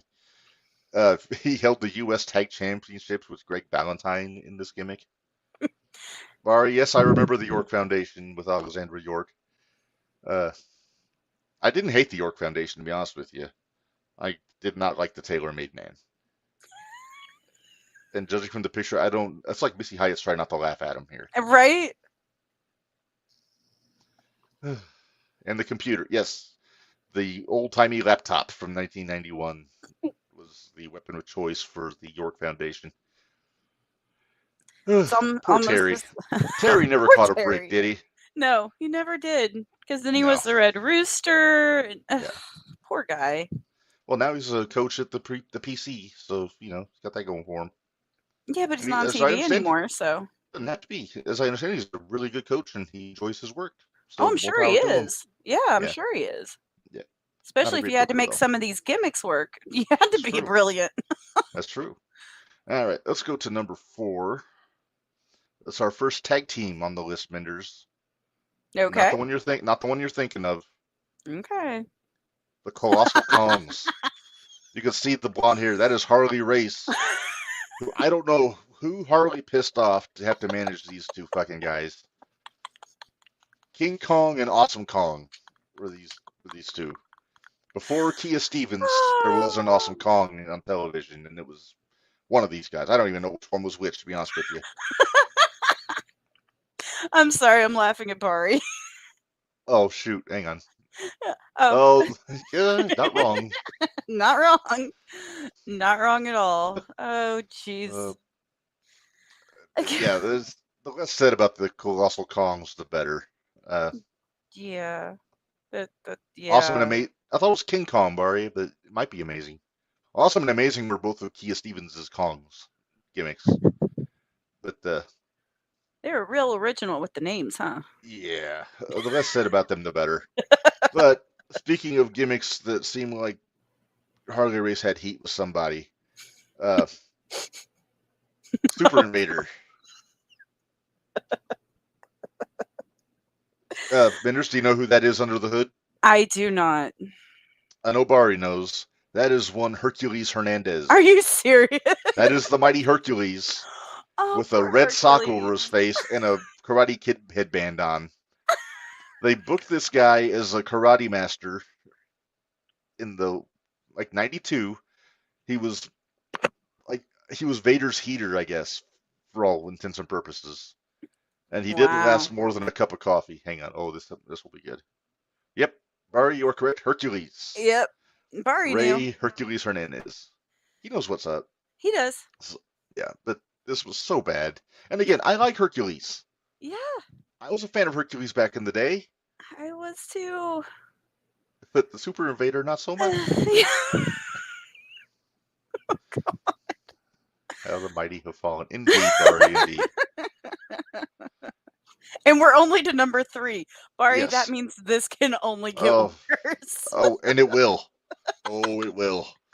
Oh, boy. Shall we move on to number 2, Minderz? Let's move on to number 2. All right. You'll remember this guy, though. And Okay. Barry may jump out of his seat. Oh, Heavy metal, jeez. Van Hammer. Mister, I can't wear a guitar properly on my way to the Right. ring. All he did was he wore the strap around his neck like a necklace, not like with his arm through like you're supposed to. And then Yeah, he I would just remember swing that. it around his neck, like make it spin around. That was his big shtick.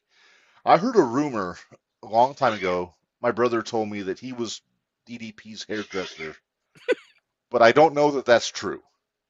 I like to think it is, but I don't think it's true.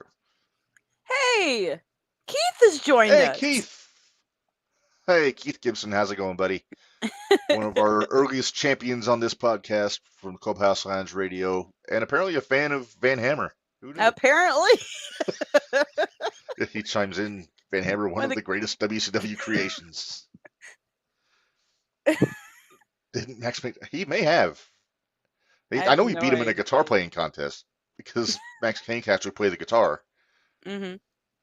Man, Mountain Rock, for those that don't know, with his and for the record, he had a WWF shaped guitar. I wanted that guitar so bad back in the day. Oh, I need to find a builder who can make that happen. Keith, yeah. thank you for the kind words, my friend. And depending on what happens tomorrow, I may be in touch with you. Wait a But minute. yeah, Our show's tomorrow. Our other well, show's I'm tomorrow. off tomorrow, so it'll be during Oh, the okay. day. Yeah, Van Hammer, not a great worker, not a horrendous character. Mm-hmm. He had hope when he was in the flock with Raven, and they gave him the Well, net everybody T-shirt. has hope when they're in the flock, but Do you remember when he was in the Misfits in Action, I do not. like the late '90s, as Hugh Morris's army faction, and they all had different names? I may have and just I'm not gonna run. realized it. I'm gonna run these names down for you. Okay. Hugh Morris changed his name, and they all had ranks too. It was like the army. Oh, So geez. Okay. Hugh Morris was General Hugh G. Rection. Oh I boy. can feel the wife rolling her eyes behind me right now. You should be able to because I can feel them, Uh-huh. and that's Uh-huh. a few miles away. Yeah. Okay, but that's not all. Oh You boy. had Major Guns was the valet. She had big cans. I do remember this. I do Uh, remember bits. I don't remember all their names, but I do Chavo, remember this. Chavo Guerrero Jr. was Uh-huh. Lieutenant Loco because Mexican. Thanks for clarification, Mark. Well, I'm Appreciate just telling you it. that's where Russo's brain goes. Well, And it then was Russo. What do you expect? then Lash LaRue, remember Lash LaRue with I the do remember L-shaped that. sideburns? Yeah. Corporal Cajun, because he's from Louisiana. They're so smart. They really are. And then Barry already got it right in the comments. Van Hammer, his name was Private Stash. Okay. Apparently he likes the ganja. Oh, wait, are we talking Somebody about was smoking Bari or are something we when they came up with that. are we talking about Bari or are we talking about Van Hammer? Well, I don't know if Barry likes to imbibe the devil's lettuce, but I think Van Hammer was quite into it. But yeah, it's so ridiculous across the board for Van Hammer. Terrible.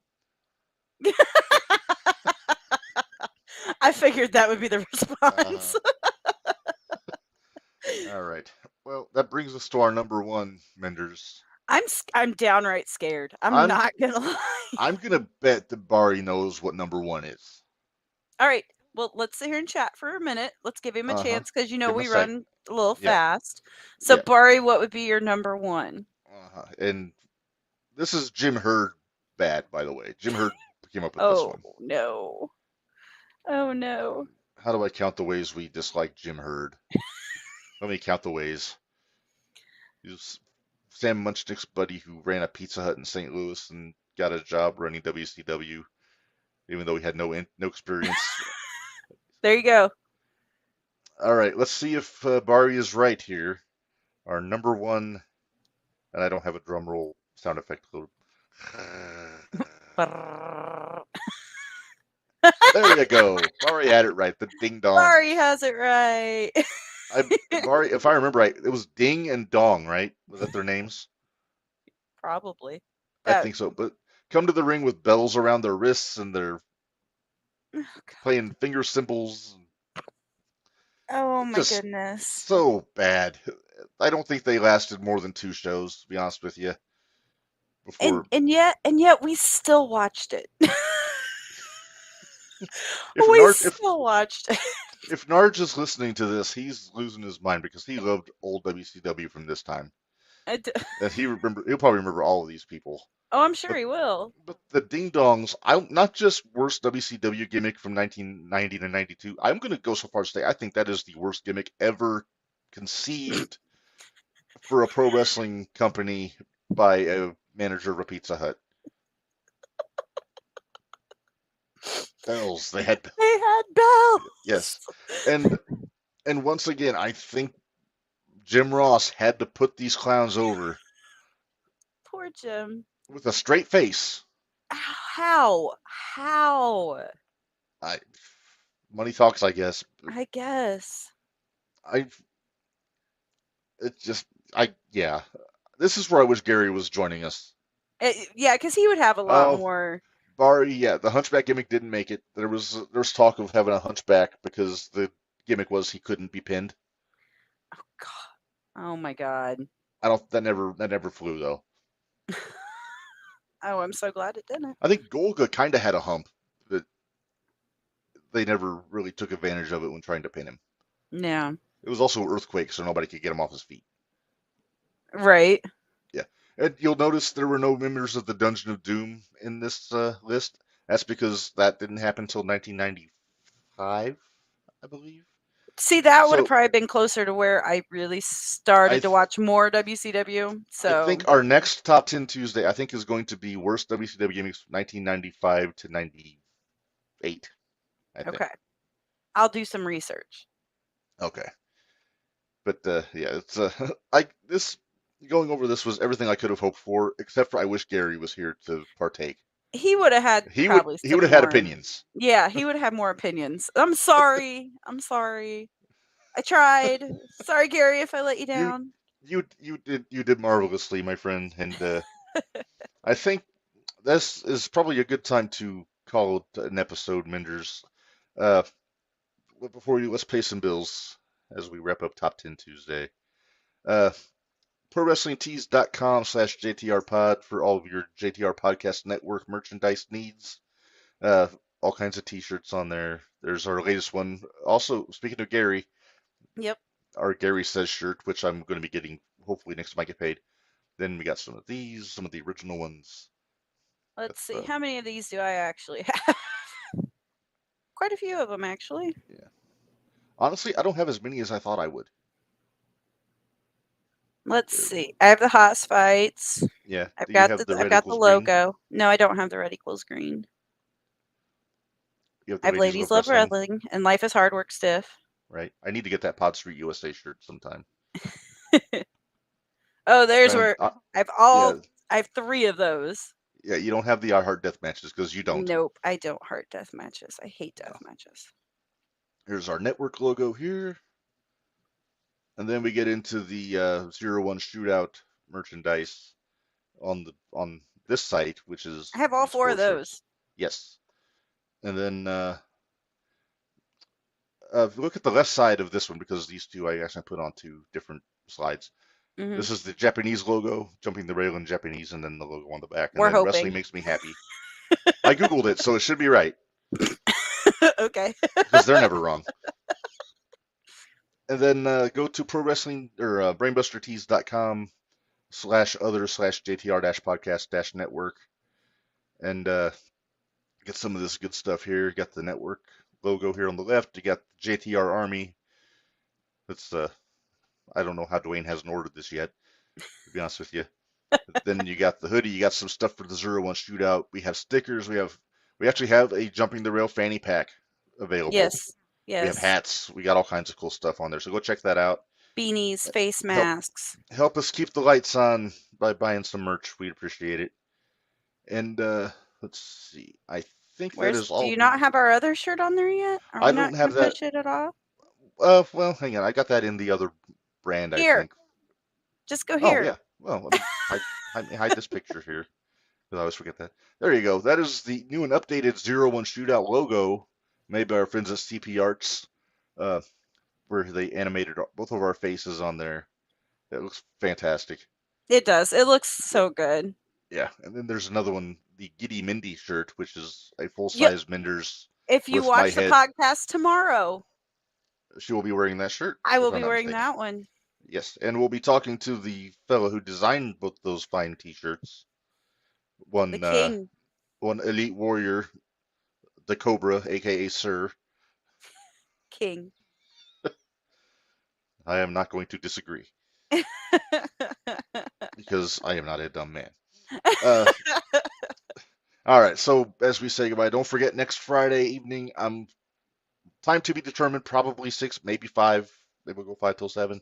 Just let me know. Yep. Full WrestleMania coverage for the show coming up next weekend, plus highlights and memories of WrestleMania's past. It should be fun, and hopefully we'll be in full strength because the Hopefully. Italian Stallion will be back in full force there, and his beard will be glorious, I'm sure. Of course. Of course. So until next Friday on YouTube. For also big thank you to Hardcore Heather Owens for joining us today. Uh, Yes. if you're going to the Squared Circle Expo, look for us. We'll be there, and it's going to be a blast. We can't wait for that. And yeah, so until next Friday on YouTube for Minderz, this is Reb saying life is hard, work stiff, and we'll see you later.